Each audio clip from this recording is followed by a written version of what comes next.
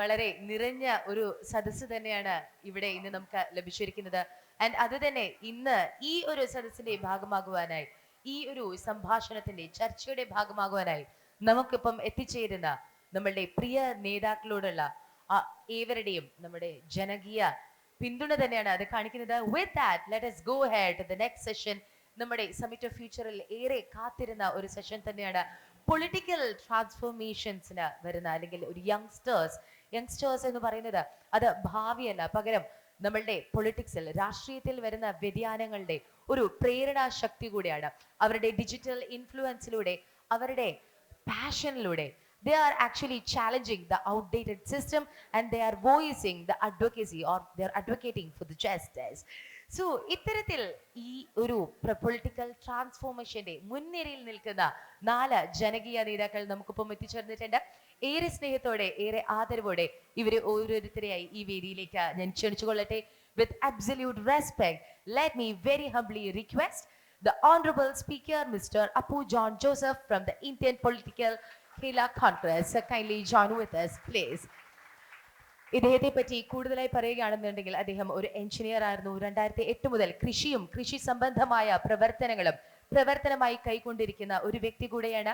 നിരവധി സംഘടനകളിലും പദ്ധതികളിലും നിരവധി പ്രധാന സ്ഥാനങ്ങളിൽ അദ്ദേഹം പ്രവർത്തിക്കുന്നു.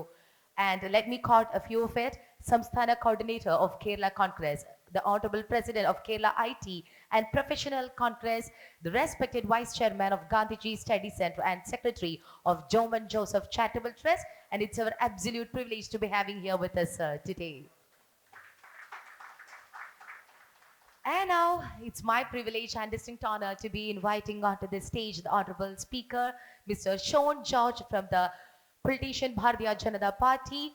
ആൻഡ് അദ്ദേഹത്തെ പറ്റി കൂടുതലായി പറയാൻ നമുക്ക് ഒരുപാട് ഇഷ്ടമുള്ള ഒരു കുടുംബത്തിൽ നിന്ന്, അല്ലെങ്കിൽ ഒരു ലെഗസി ഹോൾഡ് ചെയ്യുന്ന ഒരു വ്യക്തി കൂടെയാണ് അദ്ദേഹം. കേരള ജനകീയ പാർട്ടിയുടെ ചെയർമാനായ PC ജോർജിന്റെ മകനും ഉഷ ജോർജിന്റെ പുത്രനുമാണ്. പ്രശസ്ത മലയാള അദ്ദേഹത്തിന്റെ family, I guess I shall cut short of the introductions because everybody knows of you and we will give more time for the discussions. So with all due respect and all admiration, inviting onto the stage the honorable speaker Mr. Sean George. And with that, let me now invite onto the stage നമ്മുടെ news അവറുകൾ വളരെയധികം interesting ആക്കി മാറ്റുന്ന ഒരു വ്യക്തി.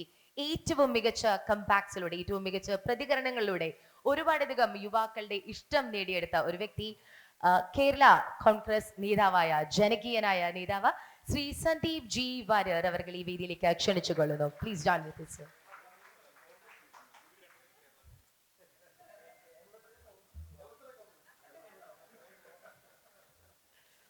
And finally, ഇത്രയും ഈ 3 ജനകീയ നേതാക്കളുള്ള ഇത്രയും ഇൻട്രസ്റ്റിംഗ് ആയ ഈ ഒരു സെഷൻ അത് മോഡറേറ്റ് ചെയ്യാൻ അത്രയും തന്നെ മികച്ച ഒരു വ്യക്തി നമുക്കിപ്പം വേണം. And with us we have the very respected senior sub-editor of Mathrubhumi, miss Arya P Nair. 12 വർഷമായി സജീവമായി മാധ്യമരംഗത്ത് പ്രവർത്തിക്കുന്ന ഒരു വ്യക്തിയാണ്. 2010 അമൃതയിൽ നിന്നാണ് തുടക്കം. ആൻഡ് അമൃതയിൽ ടോപ്പ് 10 അവതരിപ്പിച്ചായിരുന്നു തുടക്കം. ആൻഡ് അന്ന് മുതൽ ഇന്ന് വരെ ജനങ്ങൾ ഏറെ ആരാധിക്കുന്ന, ഏറെ സ്നേഹിക്കുന്ന ഒരു മാധ്യമ പ്രവർത്തകയാണ്. With that, I'm handing over the charge to you, ma'am. Please take over. എല്ലാ പ്രിയപ്പെട്ടവർക്കും സ്വാഗതം. നമ്മുടെ ഇന്ന് ഈ ജെയിൻ യൂണിവേഴ്സിറ്റിയുടെ ടാഗ് ലൈൻ ഫ്യൂച്ചർ സമ്മിറ്റ് ആണ്. നമ്മൾ ഭാവിയെ കുറിച്ചാണ് സംസാരിക്കുന്നത്. ഭാവി എന്ന് പറയുന്നത് നമ്മുടെ യുവാക്കളാണ്. യുവത്വം പൊളിറ്റിക്സിൽ എത്രത്തോളം ഉണ്ട്, അല്ലെങ്കിൽ നമ്മുടെ യൂത്ത് രാഷ്ട്രീയത്തിൽ എപ്പൊളിറ്റിക്കൽ ആണോ അല്ലയോ എന്നുള്ളതാണ് നമ്മുടെ സംവാദത്തിൻ്റെ ടോപ്പിക്. അപ്പം ഇതിന് 2 വശമുണ്ട് എന്ന് എനിക്ക് വ്യക്തിപരമായി തോന്നുകയാണ്. നമ്മുടെ യുവാക്കൾക്ക് രാഷ്ട്രീയം താല്പര്യമുണ്ടോ? ഇപ്പോൾ പഴയ തലമുറയെ വെച്ച് നോക്കുമ്പോൾ ഇനി താല്പര്യമുള്ള യുവാക്കൾക്ക് രാഷ്ട്രീയത്തിൽ എത്രത്തോളം സാധ്യതയുണ്ട് എന്നുള്ളതാണ്. നമ്മളിപ്പം നമ്മുടെ തൊഴിൽ മേഖലയ്ക്ക് ഓരോ ദിവസവും ഓരോ കാലഘട്ടത്തിനനുസരിച്ച് അപ്ഡേറ്റ് ആയിക്കൊണ്ടിരിക്കുകയാണ്. അപ്പം പണ്ട് എക്സ്പീരിയൻസ് ആണ് മാറ്റർ ചെയ്തിരുന്നെങ്കിൽ ഇന്നത്തെ കാലത്ത് ഓരോ തൊഴിൽ മേഖലയിലും വാട്ട് വി ക്യാൻ ഡെലിവർ, അതാണ് കൂടുതൽ പരിഗണന. അവിടെ ഏജ് ഒരു ബാരിയർ അല്ല. പക്ഷേ പൊളിറ്റിക്സിലേക്ക് വരുമ്പം എനിക്ക് തോന്നുന്നു കുറച്ചുകൂടി അനുഭവ സമ്പത്ത്, എക്സ്പീരിയൻസ് മാറ്റേഴ്സ്. അപ്പം അങ്ങനെ പഴക്കവുമുള്ള രാഷ്ട്രീയ നേതാക്കളെയാണ് നമുക്ക് കണ്ട് പരിചയം. നമുക്ക് അതിൽ നിന്ന് തന്നെ തുടങ്ങാം. ശ്രീ സന്ദീപ് വാര്യർ, അനുഭവ സമ്പത്ത് നിർബന്ധമാണോ രാഷ്ട്രീയത്തിന്? അനുഭവ സമ്പത്ത് രാഷ്ട്രീയത്തിൽ മാത്രമല്ല, ഏതൊരു മേഖലയിലും സ്വാഭാവികമായിട്ട് ഗുണപരമായിട്ട് ഉപയോഗിക്കാവുന്നതാണ്.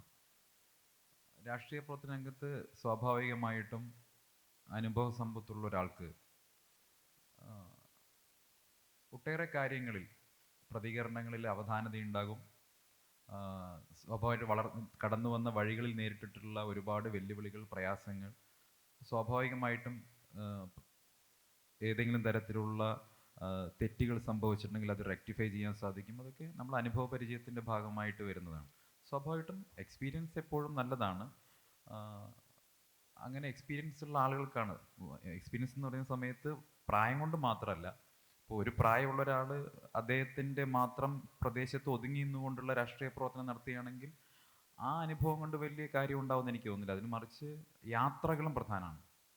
നിരന്തരമായി യാത്ര ചെയ്തിട്ടുള്ള ഒരു അനുഭവം, എക്സ്പീരിയൻസ്, ആ എക്സ്പീരിയൻസും പ്രധാനമാണ്. ജനങ്ങളുമായി ഇൻട്രാക്ട് ചെയ്തിട്ടുണ്ടാവുന്ന എക്സ്പീരിയൻസ്, അതും പ്രധാനമാണ്. വിഷയങ്ങളിൽ ഇടപെട്ടിട്ടുള്ള എക്സ്പീരിയൻസ്, അത് അതിനേക്കാൾ പ്രധാനമാണ്. കേരളത്തിൻ്റെ സവിശേഷമായ സാഹചര്യങ്ങളിൽ ലൈറ്റർ നോട്ടിൽ പറയുകയാണെങ്കിൽ കേസുകളിലും പോലീസ് സ്റ്റേഷനിലും ഒക്കെ ഇടപെട്ടിട്ടുള്ള എക്സ്പീരിയൻസ് രാഷ്ട്രീയക്കാരന് ഏറ്റവും പ്രധാനമായിട്ടുള്ള കാര്യമാണ്. അപ്പം അങ്ങനെയുള്ള പല വിധത്തിലുള്ള എക്സ്പീരിയൻസ് ഉണ്ട് ഒരു രാഷ്ട്രീയക്കാരനെ, ഒരു നല്ലൊരു പൊതുപ്രവർത്തകനെ മോൾഡ് ചെയ്തെടുക്കുന്നതിൽ എക്സ്പീരിയൻസ് എന്നുള്ളത് ഒരു പ്രധാനപ്പെട്ട ഘടകം തന്നെയാണ്. പക്ഷെ ഇന്നത്തെ കാലത്ത് സോഷ്യൽ മീഡിയയുടെ അതല്ലെങ്കിൽ ആധുനിക സങ്കേതങ്ങളുടെയൊക്കെ കാലത്ത് എമർജ് ചെയ്ത് തരാൻ വളരെ എളുപ്പമുണ്ട്. പഴയതുപോലെ ജനങ്ങൾക്കിടയിലേക്ക് എത്താൻ ഒരുപാട് കാലത്തെ പ്രവർത്തനത്തിൻ്റെ ആവശ്യമില്ല എന്നുള്ളത് ഒരു ശരിയാണ്. ജനങ്ങൾക്കിടയിൽ പ്രശസ്തനാവാൻ, ജനങ്ങളെ തിരിച്ചറിയാൻ ഒക്കെ നേരത്തേതിനേക്കാളും വളരെ എളുപ്പമുണ്ട്. പണ്ട് ദശാബ്ദങ്ങളോളം പ്രവർത്തിച്ചാലാണ് ഒരാൾക്ക് ഒരുപക്ഷെ കേരളത്തിലെ മുഴുവൻ ജനങ്ങൾക്കിടയിലും തൻ്റെ പേര് ഉറപ്പിക്കാൻ സാധിക്കുക. പക്ഷെ ഇന്ന് അങ്ങനെയല്ല.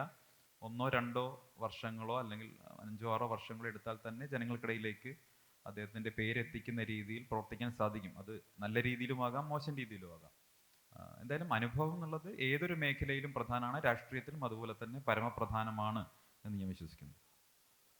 ശ്രീ ഷോൺ ജോർജ്, ഇപ്പം അനുഭവ സമ്പത്ത് പ്രധാനമാണെന്ന് പറയുമ്പം രണ്ട് കാര്യങ്ങളുണ്ട്. അനുഭവ സമ്പത്ത് നമുക്ക് യുവാക്കൾ രാഷ്ട്രീയത്തിലേക്ക് കടന്നു വരാൻ താല്പര്യപ്പെടുന്നു.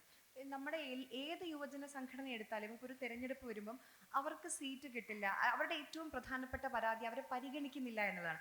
അത് എന്തുകൊണ്ടാണ്? ഇപ്പം ഒരു മണ്ഡലം നോക്കുകയാണെങ്കിൽ അവിടെ പ്രവൃത്തി പരിചയമുള്ള നേതാക്കൾക്കായിരിക്കും മുൻഗണന വരിക. അപ്പം ചില സമയത്ത് ഈ അനുഭവ സമ്പത്ത് യുവാക്കളെ സംബന്ധിച്ചൊരു തിരിച്ചടിയാകുന്നുണ്ടോ ഈ രാഷ്ട്രീയത്തിൽ പ്രത്യേകിച്ച്? തീർച്ചയായിട്ടും crisis makes a man perfect എന്ന് വിശ്വസിക്കുന്ന ആളാണ് ഞാൻ. നമ്മുടെ ഇവിടെ സന്ദീപ് ജി സൂചിപ്പിച്ച പോലെ ഏറ്റവും താഴെ തട്ട് മുതൽ സംസ്ഥാന സമിതി വരെ ഇരുന്നിട്ടുള്ള ഒരു വ്യക്തിയാണ് ഞാൻ. വാർഡ് കമ്മിറ്റിയിൽ ഇരുന്നിട്ടുണ്ട്, സംസ്ഥാന സമിതിയിൽ ഇരുന്നിട്ടുണ്ട്. പക്ഷെ ഇതിനെ രണ്ടിനെ എക്സ്പീരിയൻസ് ചെയ്യാൻ നമുക്ക് കഴിയുമ്പോഴാണ് നമുക്ക് ജനങ്ങളുമായി ബന്ധപ്പെടാനും അതിനപ്പുറത്തേക്ക് പൊതു കാര്യങ്ങളിൽ ഇടപെട്ട് നിൽക്കാനും കഴിയുന്നു. മാത്രമല്ല നമുക്ക് തിരിച്ചടികൾ ഉണ്ടാകുമ്പോൾ തിരിച്ച് ആ വാർഡ് കമ്മിറ്റി പോയി ഇരിക്കാനും നമുക്ക് വലിയ പ്രശ്നം ഉണ്ടാവില്ല. അപ്പോൾ മാത്രമല്ല ഇപ്പോൾ ചോദിച്ച ചോദ്യം വളരെ വൈഡായിട്ട് ഒത്തിരി നേരം സംസാരിക്കാനുള്ള ഒരു വിഷയമാണ്. ഇപ്പോൾ ഒരു ചെറുപ്പക്കാരൻ കടന്നു വരുന്നു. അതിനകത്ത് ഇപ്പോൾ സോഷ്യൽ മീഡിയ എടുത്താൽ സോഷ്യൽ മീഡിയയുടെ ഒരു കാലഘട്ടമാണ്. ഇപ്പോൾ നിങ്ങൾക്കൊക്കെ ഇപ്പോൾ ഇവിടെ ഇരിക്കുന്ന കുട്ടികളെ ഞാൻ പറഞ്ഞല്ലോ, ഒരു 15 to 35 ഉള്ള ഒരു ഗ്രൂപ്പ് അല്ലെങ്കിൽ ആ ഏജ് ഗ്രൂപ്പിലുള്ള ചെറുപ്പക്കാർ ഞങ്ങളെ ഒന്നും അങ്ങനെ അറിയുമെന്ന് എനിക്ക് തോന്നുന്നില്ല. വളരെ വളരെ വളരെ കുറവായിരിക്കും. ഇവിടെ ഇരിക്കുന്ന ചെറുപ്പക്കാരിൽ എത്ര പേര് ഞങ്ങളെ നന്നായിട്ട് അറിയുമെന്ന് എനിക്ക് വലിയ വിശ്വാസമില്ല. പക്ഷേ എബോവ് 40 നമ്മളെ അറിയും. കാരണം അവർ പത്രങ്ങൾ വായിക്കാറുണ്ട്, കുറച്ചുകൂടെ ടി വി ചാനലിലെ ലൈവ് ചർച്ചകൾ കാണാറുണ്ട്. ഇപ്പോൾ സന്ദീപ് ജി എന്നെയൊക്കെ പരിചയം വേണമെന്നുണ്ടെങ്കിൽ കൂടുതൽ ചാനൽ ചർച്ചകൾ കാണുന്നവർക്കായിരിക്കും പരിചയമുള്ളത്. പക്ഷേ ഇവിടെ ഇരിക്കുന്ന കുട്ടികളിൽ ഓൾമോസ്റ്റ് ഒരു 15 to 35 ഇടയിലുള്ള കുട്ടികൾക്ക് ഒരു 50% പോലും ഞങ്ങളെ റെക്കഗ്നൈസ് ചെയ്യുമെന്ന് ഞാൻ തോന്നുന്നത്. നേരെ മറിച്ച് ഇൻസ്റ്റാഗ്രാമിൽ കൃത്യമായിട്ട് പ്രൊമോട്ട് ചെയ്യപ്പെടുന്ന അല്ലെങ്കിൽ ഇൻസ്റ്റാഗ്രാം റീൽസ് വഴിയൊക്കെ വരുന്ന ആളുകളെ കൃത്യമായിട്ട് അറിയാൻ കഴിയും. ഇപ്പം ഞാൻ പറയും, എന്നെക്കാളും ഇരിക്കുന്ന സന്ദീപ് ജിയെക്കാളും അപ്പുചേട്ടനെക്കാളും ഒക്കെ 10 മടങ്ങ് കഷ്ടപ്പെട്ട ഒത്തിരി രാഷ്ട്രീയ പ്രവർത്തകർ നമുക്കിടയിലുണ്ട്. നിങ്ങളാരെങ്കിലും അറിയുമോ? അറിയില്ല. കാരണം അവരാരും സോഷ്യൽ മീഡിയ പ്രോപ്പറായിട്ട് യൂസ് ചെയ്യുന്നില്ല, അല്ലെങ്കിൽ നിങ്ങൾ ടി വിക്കാർ ഞങ്ങളെ ചർച്ചയ്ക്ക് വിളിക്കുന്നില്ല, അല്ലെങ്കിൽ അവരെ ചർച്ചയ്ക്ക് വിളിക്കുന്നില്ല. കാരണം നിങ്ങൾക്ക് പരിചയമുള്ള ഫേസുകളുടെ ഒരു ചർച്ചയുടെ വെയിറ്റിങ്ങിലേക്ക് വരുമ്പോൾ തന്നെ സന്ദീപ് വാര്യറുണ്ട്, അല്ലെങ്കിൽ PC ജോർജ് ഉണ്ട്, അല്ലെങ്കിൽ ഇന്ന ആളുണ്ട് എന്ന് പറയുമ്പോൾ നിങ്ങളുടെ റേറ്റിംഗ് കൂടുമ്പോൾ നിങ്ങൾ ആ പരിചയമുള്ള മുഖങ്ങളെ തന്നെയാണ് ഓപ്റ്റ് ചെയ്യുന്നത്. ഞങ്ങളെക്കാൾ കഴിവും പ്രാപ്തിയും കഷ്ടപ്പാടും പാർട്ടിക്ക് വേണ്ടി പ്രവർത്തിക്കുന്ന ആളുകൾ അവിടെയാണ്. പിന്നെ ചോദിച്ച ചോദ്യം എന്ന് പറയുന്നത്, ഇപ്പോൾ പരിചയസമ്പന്നത എന്ന് പറയുന്നത് എപ്പോഴും പാർട്ടിയെ സംബന്ധിച്ചിടത്തോളം പൊതുസമൂഹത്തിനും ഒരു അസറ്റ് തന്നെയാണ് തീർച്ചയായിട്ടും. എന്ന് വെച്ചുകൊണ്ട് ചെറുപ്പക്കാർ കടന്നു വരണ്ടേ? ചെറുപ്പക്കാർ കടന്നു വരുമ്പോൾ ഉണ്ടാകുന്ന ഒരു ഗുണമെന്ന് പറയുന്നത് എന്തെങ്കിലും പുതിയത് ചെയ്യണമെന്നുള്ള ചിന്താഗതി നമുക്കുണ്ട്. ഇപ്പോൾ എന്നെ സംബന്ധിച്ചിടത്തോളം ഇപ്പോൾ ഒരു 60 വയസ്സ് 70 വയസ്സ് കഴിയുമ്പോൾ ഞാനൊരു അധികാര സ്ഥാനത്ത് ഇരിക്കുകയാണെങ്കിൽ ഈ കാലഘട്ടം ഒന്ന് കഴിഞ്ഞു പോകണമെന്നാണ് എൻ്റെ മനസ്സിൽ ബേസിക്കലി. നേരെ മറിച്ച് 40 വയസ്സിൽ എനിക്ക് അധികാരം കിട്ടുമ്പോൾ എൻ്റെ മനസ്സിൽ എൻ്റെ കാലഘട്ടങ്ങളിൽ എൻ്റെ വ്യക്തിമുദ്ര പതിപ്പിക്കാൻ എന്തെങ്കിലും ചെയ്യണമെന്നുള്ളൊരു ഇൻതൂസിയാസം എനിക്കുണ്ട്. ആ വ്യത്യാസം സ്വാഭാവികമായിട്ടും ഭരണതലത്തിൽ വരും. പക്ഷേ ഈ 60 വയസ്സ് വരെ മുദ്രാവാക്യം വിളിച്ച ആൾക്ക് 60ാമത്തെ വയസ്സിലാണ് ഒരു അധികാരം കിട്ടുന്നതെങ്കിൽ അയാളെ മാറ്റി നിർത്താൻ പറ്റുമോ? അയാളുടെ ജീവിതം പണയം വെച്ചിട്ടുള്ള ആ പാർട്ടിക്ക് വേണ്ടി. അപ്പോൾ അയാളെയും ഒഴിവാക്കാൻ പറ്റില്ല. ഇതിനെ ബാലൻസ് ചെയ്യാൻ പറ്റണം. സ്വാഭാവികമായിട്ടും ഒരു പുതിയ തലമുറയെ രൂപപ്പെടുത്തിക്കൊണ്ട് വരേണ്ടത് ഒരു പാർട്ടിയുടെ കടമയാണ്.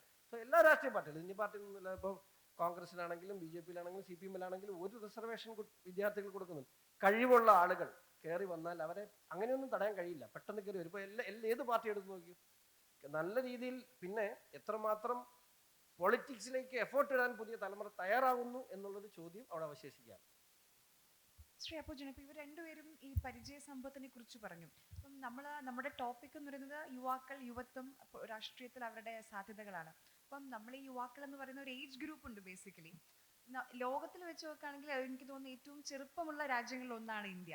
പക്ഷേ നമ്മുടെ പാർലമെന്റേറിയൻസിന് നോക്കുകയാണെങ്കിൽ 53 വയസ്സ് ശരാശരിയാണ്. അപ്പം പൊളിറ്റിക്സിന് വേറൊരു ഏജ് ഗ്രൂപ്പ് ഉണ്ടോ പൊളിറ്റീഷ്യൻസിന്? First of all, thank you for inviting me to this wonderful event, Jain University. ഞാൻ ആ ഒരു ചോദ്യത്തിൻ്റെ ഉത്തരത്തിലേക്ക് വരുന്നതിന് മുമ്പ് ഇപ്പം ഇന്ന് എൻ്റെ മുന്നിലിരിക്കുന്ന ഒരു 80% സ്റ്റുഡൻസാണ്. നിങ്ങളോട് ജസ്റ്റ് ഒരു ചോദ്യം ചോദിക്കാൻ ആഗ്രഹിക്കുക. ഈ ഇരിക്കുന്നതിൽ എത്ര പേര് ഒരു കോർപ്പറേറ്റ് എൻവയോൺമെൻറ്റിൽ ഒരു സാലറീഡ് ജോബ് ആഗ്രഹിക്കുന്നവരുണ്ട്? എത്ര പേരുണ്ട്? ഒന്ന് കൈവക്കാവും. എത്ര പേര് ഒരു കോർപ്പറേറ്റിൽ ജോലി ചെയ്യാൻ ആഗ്രഹിക്കുന്ന എത്ര കുട്ടികളുണ്ട് ഇവിടെ? ആരുമില്ല. ആർക്കും ജോലി വേണ്ടേ? ഓക്കെ, ജോലി ചെയ്യാൻ ആരും ആഗ്രഹിക്കുന്നില്ല. ഓക്കെ, ഒരു എന്റർപ്രണർ ആകാൻ, ഒരു ബിസിനസ് സംരംഭം തുടങ്ങുവാൻ വേണ്ടി ആഗ്രഹിക്കുന്ന എത്ര പേരുണ്ട് ഈ കൂട്ടത്തില്? ഓക്കെ, എന്തെങ്കിലും ഒരു പ്രൊഫഷണൽ മേഖലയിൽ ലൈക്ക് ജോലി ചെയ്യാൻ ഒരു സാലറിയുടെ എംപ്ലോയി ആകാൻ വേണ്ടി ആഗ്രഹിക്കുന്ന എത്ര ആളുകളുണ്ട്? മെജോറിറ്റി. ഇനിയാണ് ഏറ്റവും പ്രധാനപ്പെട്ട ചോദ്യം. ഒരു രാഷ്ട്രീയക്കാരനോ ഒരു രാഷ്ട്രീയക്കാരത്തെയോ ആകാൻ ആഗ്രഹിക്കുന്ന എത്ര യങ്സ്റ്റേഴ്സ് ഈ കൂടെയുണ്ട്? 2 പേര്. ദിസ് ഈസ് എക്സാക്ട്ലി, ഇതാണ് ഇന്ന് നമ്മുടെ രാജ്യം അനുഭവിക്കുന്ന ഏറ്റവും വലിയ പ്രശ്നം. ഇപ്പൊ ഇവിടെ നമ്മുടെ മോഡറേറ്റർ പറഞ്ഞതുപോലെ നമ്മുടെ ഇത് എത്രാമത്തെ പാർലമെന്റാണെന്നറിയാമോ? നമ്മുടെ ഇപ്പോൾ കൂടിയിരിക്കുന്ന 18ാമത്തെ പാർലമെന്റാണ്. ഈ പാർലമെന്റ് ഒരു വലിയ പ്രത്യേകതയുണ്ട്. ഈ പാർലമെന്റിലെ ഇതുവരെ വന്ന 17 പാർലമെന്റ് തിരഞ്ഞെടുപ്പിലും കാലും ഏറ്റവും പ്രായം കൂടിയ പാർലമെന്റ് ഈ പ്രാവശ്യത്തെ 56 വയസ്സാണ്. ഈ പ്രാവശ്യത്തെ പാർലമെന്റിലെ ഒരു ആവറേജ് MP-യുടെ വയസ്സ്. ഏറ്റവും പ്രായം കുറഞ്ഞ പാർലമെന്റ് 1998 അന്ന് 46.4 അന്നത്തെ പ്രായം. ഒരു 25 വർഷം കൊണ്ട് 10 വയസ്സ് കൂടി ആവറേജ്. അതിന്റെ കാരണം അന്നിരുന്ന MP-മാർ തന്നെ ഇപ്പോഴും പലരും അവിടെ ഇരിക്കുന്നെന്നുള്ളതാണ്. നമ്മുടെ രാജ്യത്ത് ഇവിടെ പറഞ്ഞതുപോലെ 65% നമ്മുടെ പോപ്പുലേഷൻ എന്ന് പറയുന്നത് ബിലോ 35 ആണ്. ഒരു യങ് കൺട്രി എന്ന് പറഞ്ഞില്ലേ, 65% നമ്മുടെ ഇന്ത്യയുടെ പോപ്പുലേഷൻ ജനസംഖ്യയിൽ 65% ആളുകൾ 35 വയസ്സിൽ താഴെയാണ്. 50% ആളുകൾ 25 വയസ്സിൽ താഴെയാണ്. 2011 നമ്മുടെ സെൻസസ് അനുസരിച്ച് ഇന്ത്യയുടെ ആവറേജ് ഏജ് 27.8, അതായത് ഓൾമോസ്റ്റ് 27. അത് 2011. ഇന്നത്തെ നമ്മുടെ പാർലമെന്റിൽ അതായത് 65% വരുന്ന 35 വയസ്സിൽ താഴെ ഉള്ളവർ ഉള്ളപ്പോൾ ഇന്ന് നമ്മുടെ പാർലമെന്റിൽ 40 വയസ്സ് താഴെയുള്ള MP-മാരുടെ എണ്ണം എന്ന് പറയുന്നത് 12%. 543 MP-മാരിൽ ഒരു 54-60 പേരാണ് 40 വയസ്സ് താഴെ. അപ്പൊ ഇന്നിവിടെ കൈ പൊക്കാൻ വേണ്ടി വിമുഖത കാണിച്ച മക്കള് നിങ്ങൾ ആലോചിക്കണം. ഈ നിയമനിർമ്മാണ സഭകളിൽ ഈ അപ്പാപ്പന്മാർ പോയി കയറിയിരുന്ന് പഴയ ജനറേഷൻ പോയിരുന്ന് നിങ്ങളുടെ ശബ്ദവും നിങ്ങളുടെ വോയിസും നിങ്ങളുടെ താല്പര്യങ്ങളും നിങ്ങളുടെ കാഴ്ചപ്പാടുകളും പറയാൻ അവിടെ ആളില്ലെങ്കിൽ ഈ നിയമനിർമ്മാണ സഭകളെ ഉണ്ടാക്കുന്ന നിയമങ്ങളായിരിക്കും നിങ്ങൾ ഇനി ഒരു 60-70 വർഷം കൊണ്ട് ജീവിച്ചിരിക്കും. ഇപ്പോഴുണ്ടാക്കുന്ന നിയമങ്ങളെ ഏറ്റവും കൂടുതൽ ഇമ്പാക്റ്റ് ചെയ്യുന്നത് നിങ്ങളെയാണ്. ഈ നിയമങ്ങൾ അനുസരിച്ച് ജീവിക്കേണ്ടത് നിങ്ങളുടെ താല്പര്യങ്ങൾ അവിടെ സംരക്ഷിക്കണമെങ്കിൽ യുവാക്കൾ പാർലമെന്റിൽ അല്ലെങ്കിൽ അസംബ്ലിയിൽ നമ്മുടെ ത്രിതല പഞ്ചായത്ത് ലെവലിലൂടെയൊക്കെ കയറിയേ പറ്റൂ. പക്ഷെ അതിനുള്ള ഏറ്റവും വലിയ പ്രശ്നം എന്താ? ഇവിടെ നേരത്തെ എക്സ്പീരിയൻസ് എന്ന് പറഞ്ഞു. നമ്മൾ പറയും ഒരു എക്സ്പീരിയൻസും ഇല്ലാത്ത ഒരു 25 വയസ്സുകാരനെ MP ആക്കി വിട്ട് കഴിഞ്ഞാൽ, അല്ലെങ്കിൽ MLA ആക്കി വിട്ട് കഴിഞ്ഞാൽ അവൻ എന്ത് ചെയ്യും? അവിടെയാണ് സായിപ്പ് പറയുന്നൊരു കാര്യമുണ്ട്, you have to catch them young. ചെറുപ്രായത്തിൽ തൊട്ട് നമ്മുടെ വിദ്യാഭ്യാസ സമ്പ്രദായത്തിൽ ഈ പറയുന്ന സിവിക് സെൻസും political policy making, good governance എന്നൊക്കെ ചെറിയ ചെറിയ ഡോസ് കൊടുത്ത് പിള്ളേരെ പഠിപ്പിച്ചു കൊണ്ടുവരിക, ഒരു മെൻറ്ററിങ് സിസ്റ്റം കൊണ്ടുവരിക. ഇപ്പം നമ്മുടെ നാട്ടിൽ ഈ പഞ്ചായത്ത് അല്ലെങ്കിൽ ബ്ലോക്ക് പഞ്ചായത്ത്, ജില്ലാ പഞ്ചായത്ത് ലെവലുകളിൽ വനിതകൾക്ക് 50% സംവരണമുണ്ട്. നമുക്ക് എങ്ങനെ കൂടുതൽ യുവാക്കളെ കൊണ്ടുവരാൻ പറ്റും? നമ്മൾ ലെജിസ്ലേഷൻ ഉണ്ടാക്കണം. ഇപ്പം എന്താ പറയുക, ഒരു ഹാർഡ് കോർ ആയിട്ടൊന്നും മാറണ്ട, പതുക്കെ മാറിയാൽ മതി. ഒരു 40 വയസ്സിൽ താഴെ ഉള്ള ആളുകൾക്ക് ഒരു 20% സംവരണം നമ്മുടെ ഈ എല്ലാ ബോഡികളിലും കൊടുത്തു കഴിഞ്ഞാൽ ഓട്ടോമാറ്റിക്കലി നമ്മുടെ ചെറുപ്പക്കാർ രാഷ്ട്രീയത്തിലേക്ക് വരാൻ നിർബന്ധിതരാകും. അപ്പോൾ എന്ത് ചെയ്യും? പൊളിറ്റിക്കൽ പാർട്ടികൾ അവരുടെ യങ്സ്റ്റേഴ്സിനെ അവർ ട്രെയിൻ ചെയ്യും, അവർക്ക് ഒരു മെൻറ്റർഷിപ്പ് കൊടുക്കും. അപ്പോൾ ഒത്തിരി ചോദ്യങ്ങൾ വരാം. എക്സ്പീരിയൻസ് ഇല്ലാതെ, ഒരു തൊഴിലില്ലാതെ എങ്ങനെയാ അവൻ ജീവിക്കുന്നത്? 25 വയസ്സായവന് കോളേജിൽ നിന്ന് ഇറങ്ങി കഴിയുമ്പോൾ നേരെ രാഷ്ട്രീയത്തിൽ കയറിയ അവന് വരുമാനമില്ല. That will lead to corruption. അപ്പോൾ എന്താ ചെയ്യേണ്ടത്? നമ്മൾ പൊളിറ്റിക്സ് എന്ന് പറയുന്നത് നമ്മുടെ ചിന്താഗതി മാറേണ്ട സമയം. ഒരു 24/7 ജോലി എന്നുള്ളത് മാറ്റിയിട്ട് സ്വന്തം കാലിൽ നിൽക്കാനും സ്വന്തം കുടുംബം നോക്കാനും പറ്റുന്നവനെ സ്വന്തം രാജ്യത്തെ നോക്കാൻ പറ്റുള്ളൂ എന്നുള്ള തിരിച്ചറിവ് നമുക്ക് ഉണ്ടാക്കിയിട്ട് you should bring in more entrepreneurs and more people who are willing to work hard, who can stand on their own legs. അവരുടെ കുടുംബത്തിനെ സപ്പോർട്ട് ചെയ്യാൻ പറ്റുന്ന ആളുകൾ വേണം രാഷ്ട്രീയത്തിൽ. അല്ലെങ്കിൽ രാഷ്ട്രീയം അഴിമതി കൊണ്ട് നിറയും. കാരണം അവന് വേറെ വരുമാന മാർഗമില്ല, അവനെ കുറ്റം പറഞ്ഞിട്ട് കാര്യമില്ല. അപ്പോൾ അതുകൊണ്ട് forefront of political transformation എന്ന് പറയുന്ന യൂത്ത് വരണമെങ്കിൽ we have to make policy changes in this country. That is a given. അപ്പോൾ താങ്ക് യു. ശ്രീ സന്ദീപ് വാര്യർ, ഇപ്പം സോഷ്യൽ മീഡിയയിൽ വളരെ ആക്റ്റീവ് ആയിട്ടുള്ള ഒരു പൊളിറ്റീഷ്യൻ എന്ന നിലയിൽ അത് എങ്ങനെ സോഷ്യൽ മീഡിയ കറക്റ്റായിട്ട് ഇന്നത്തെ കാലത്ത് ഉപയോഗിക്കുന്നത് ഞാൻ പേഴ്സണലി കണ്ടതിനെ കൂടി ചോദിക്കുകയാണ്. അപ്പം നേരത്തെ ഇവിടെ ഇരിക്കുന്ന കുട്ടികളോട് ചോദിച്ചു എത്ര പേർക്ക് പൊളിറ്റിക്സിലേക്ക് ഇറങ്ങാൻ താല്പര്യമുണ്ടെന്ന്. അപ്പം അവരുടെ ഒരു രാഷ്ട്രീയം എന്നതിൻ്റെ നിർവചനം ഒരുപക്ഷെ വേറെയാണ്. ഇപ്പോൾ കോവിഡ് വന്ന സമയത്ത് അല്ലെങ്കിൽ പ്രളയം ഉണ്ടായ സമയത്ത് യുവാക്കളായിരുന്നു നമ്മുടെ ഫോർ ഫ്രണ്ടിൽ ഉണ്ടായിരുന്നത്. അപ്പം അവരുടെ രാഷ്ട്രീയം അല്ലെങ്കിൽ അവർക്ക് സമൂഹത്തോടുള്ളൊരു പ്രതിബദ്ധത എന്ന് പറയുന്നത് വേറെ, അവരുടെ കൺസെപ്റ്റ് വേറെയാണ്. അങ്ങനെ ചിന്തിച്ചിട്ടുണ്ടോ? ഞാൻ അന്ന് നേരത്തെ പറഞ്ഞതിൻ്റെ ഒരു ക്ലാരിഫിക്കേഷൻ തരാം. ഞാൻ ചെറുപ്പക്കാർ രാഷ്ട്രീയത്തിൽ വരരുത് എന്നോ അല്ല, ആ രീതിയിലല്ല പറഞ്ഞു. ഞാൻ എക്സ്പീരിയൻസിനെ കുറിച്ച് ചോദിച്ച സമയത്ത് എക്സ്പീരിയൻസ് സ്വാഭാവികമായിട്ടും രാഷ്ട്രീയത്തിലും നല്ലതാണ് എന്നുള്ള അഭിപ്രായമാണ്. പക്ഷേ ഇൻഎക്സ്പീരിയൻസ്ഡ് ആയിട്ടുള്ള ചെറുപ്പക്കാർ വന്നാൽ മാറ്റം ഉണ്ടാവും. അപ്പം ഞാൻ കഴിഞ്ഞ ദിവസം സൗദി അറേബ്യയിലായിരുന്നു. ഞാൻ 25 വർഷം മുൻപ് പ്രവാസിയായിട്ട് സൗദി അറേബ്യയിലുണ്ടായിരുന്നു. സൗദി അറേബ്യയല്ല ഞാൻ ഈ 1/4 നൂറ്റാണ്ടിന് ശേഷം അവിടെ വീണ്ടും പോയപ്പോൾ കണ്ടത്. ആ മാറ്റം എന്ന് പറഞ്ഞാൽ വിശ്വസിക്കാൻ പറ്റാത്ത മാറ്റം. 25 വർഷം മുൻപ് വളരെ യാഥാസ്ഥിക സ്വഭാവമുള്ള, ലോകത്തിലെ തന്നെ ഏറ്റവും യാഥാസ്ഥിക സ്വഭാവമുള്ള ഒരു ഭരണകൂടം നിലനിന്നിരുന്ന, സ്ത്രീകൾക്ക് വാഹനം ഓടിക്കാൻ അനുവാദമില്ലാത്ത, സ്ത്രീകൾക്ക് ഒരു പുരുഷൻ്റെ സാന്നിധ്യമില്ലാതെ വീടിന് പുറത്തിറങ്ങാൻ സാധിക്കാത്ത ഒരു ഭരണകൂടം കഴിഞ്ഞ 5 വർഷത്തിനുള്ളിൽ, അധികമൊന്നുമില്ല, 5 വർഷത്തിനുള്ളിൽ സംഭവിച്ചിട്ടുള്ള മാറ്റം എന്ന് പറയുന്നത് അത്ഭുതകരമായിട്ടുള്ള മാറ്റമാണ്. അതിന് കാരണമായത് സൗദി അറേബ്യയുടെ ഭരണാധികാരി, MBS എന്ന് വിളിക്കപ്പെടുന്ന അവിടുത്തെ പുതിയ ഭരണാധികാരി, വളരെ ചെറുപ്പക്കാരനായിട്ടുള്ള ഒരു ഭരണാധികാരി വരുന്നു. അദ്ദേഹം എടുത്തിട്ടുള്ള മാറ്റം, നയപരമായിട്ടുള്ള മാറ്റമാണ് കഴിഞ്ഞ 5 വർഷക്കാലത്തിനുള്ളിൽ സൗദി അറേബ്യയെ ഒരു വളരെ പ്രോഗ്രസീവ് ആയിട്ടുള്ള കൺട്രി ആയിട്ട് മാറ്റിയിരിക്കുന്നു. ഞാൻ പറയുന്നത് 100% ദുബായിയാക്കി മാറ്റി എന്നല്ല. പക്ഷേ 23 വർഷം മുമ്പ്, 25 വർഷം മുമ്പ് 10 വർഷം മുമ്പ് സൗദി അറേബ്യ എന്തായിരുന്നോ ആ സൗദി അറേബ്യയെ അല്ല ഇന്ന്. സ്ത്രീകൾ കാർ ഓടിക്കുന്നു, അവർ പുറത്തേക്ക് വളരെ ഫാഷനബിളായിട്ട് ഡ്രസ്സ് ധരിച്ച് പുറത്തു പോകുന്നു. പിന്നെ അതുപോലെ ആധുനികമായിട്ടുള്ള സൗകര്യങ്ങൾ കൊണ്ട് റിയാദ് നഗരമൊക്കെ നിറച്ചിരിക്കുന്നു. അത്ഭുതപ്പെട്ടു. അപ്പോൾ ഒരു ചെറുപ്പക്കാരനായിട്ടുള്ള ആള്, വിദേശ പഠനമൊക്കെ തേണ്ടിയിട്ടുള്ള ഒരാൾ, ലോകത്തെക്കുറിച്ച് നല്ല കാഴ്ചപ്പാടുള്ളൊരു ചെറുപ്പക്കാരൻ ഭരണാധികാരിയായപ്പോൾ സംഭവിച്ചിട്ടുള്ള മാറ്റമാണ്. പക്ഷെ അദ്ദേഹത്തിൻ്റെ പ്രായം എനിക്ക് തോന്നുന്നു അറൗണ്ട് 35-38 ആണെന്ന് തോന്നുന്നു. അദ്ദേഹത്തിന് ഇനീഷ്യൽ സ്റ്റേജിൽ കുറച്ച് പ്രശ്നങ്ങൾ പറ്റിയിട്ടുണ്ട്.